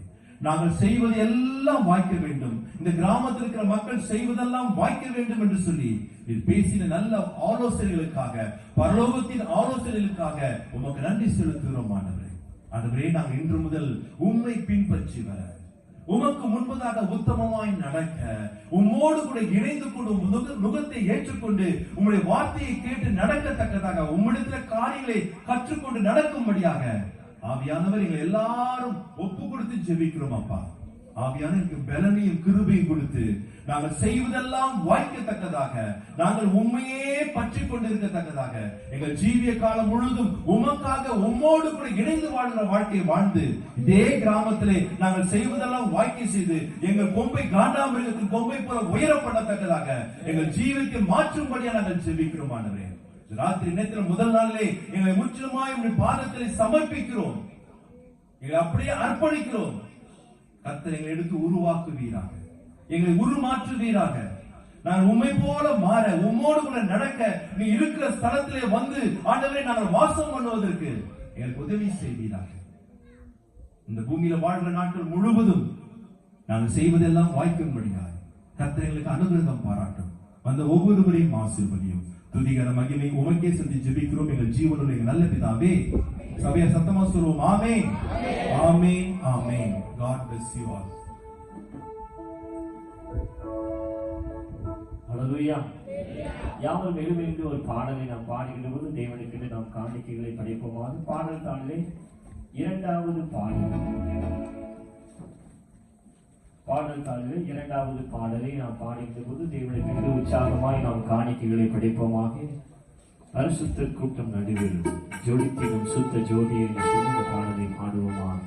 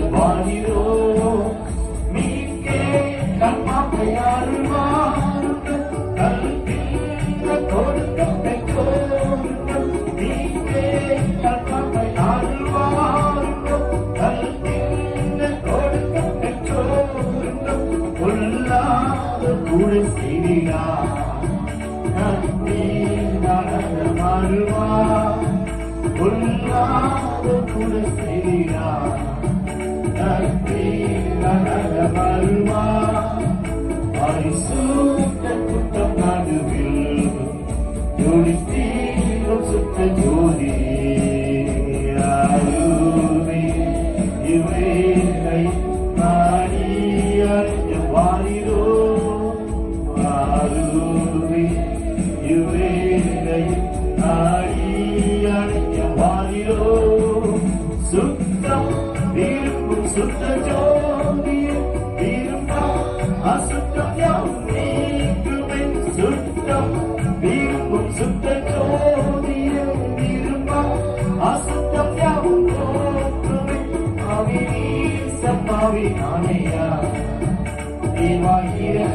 செய்ய மாட்டீரோ பாவி பாவி நானையா தேவாயிர செய்ய மாட்டீரோ பரிசுத்த குற்றம் நடுவில் ஜோடி தீரும் சுத்த ஜோதி இவையும் நாடி அறிந்த வாயிரோ ஆருவே இவையும் நாடி அறிந்த வாயிரோ துணவே தகப்பனே உலகில என்னை எதிர்க்கும் சக்திகள் பாரவில்லை துணவே தகப்பனே உலகில என்னை எதிர்க்கும் சக்திகள் பாரவில்லை என் ஜீவனில்லை எங்கேயும் பரிசுத்தம் என எழுதும் என் ஜீவனில்லை எங்கேயும் பரிசுத்தம் என எழுதும் பரிசுத்த குற்றம் நடுவில் துடித்தீரும் சுத்த ஜோதி வேலையும் ஆடி அறிஞ்ச வாயிலோ ஆருவே வேலையும் ஆடி அறிஞ்ச வாயிலோ. நாம் அப்படி இருந்தவாறே ஜெபிப்போம்.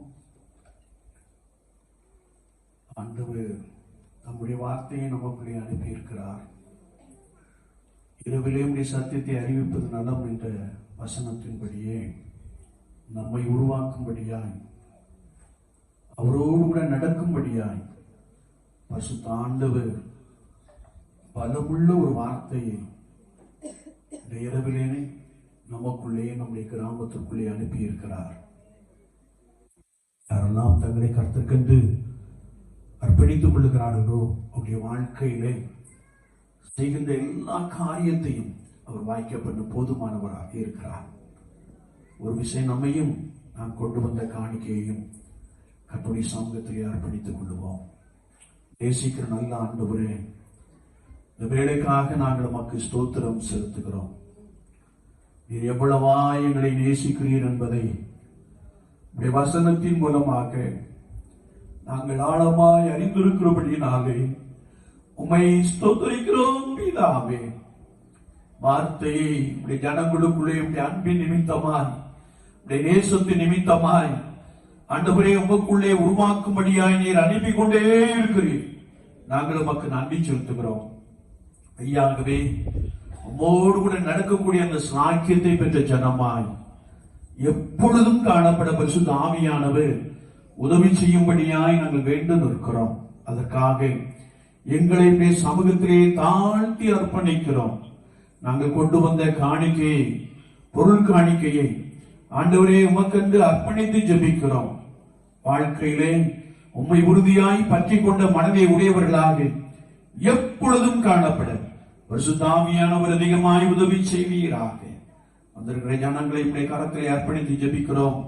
பலப்படுத்தும், ஆசீர்வதித்தருளும். அருமையான இசை வாசித்த தம்பிமார்களுக்காய் ஸ்தோத்திரம். ஆராதனை நடத்தின தம்பிக்காய் ஸ்தோத்திரம். பெற்றோருக்காய் ஸ்தோத்திரம். ஆண்டவரே உச்சிதமான நன்மைகள் இயேசு கிறிஸ்துவின் நாமத்தினாலே உண்டாகும்படியாய் நாங்கள் வேண்டி நிற்கிறோம். எங்களை தாழ்த்துகிறோம். இன்னும் நடத்தும். இயேசு கிறிஸ்துவின் நாமத்தில் ஜெபம் கேளும் பரிசுத்த பிதாவே. நம்ம எல்லாரும் அப்படியே அமர்ந்து கொள்வோம். ஒரு 5 நிமிஷம்.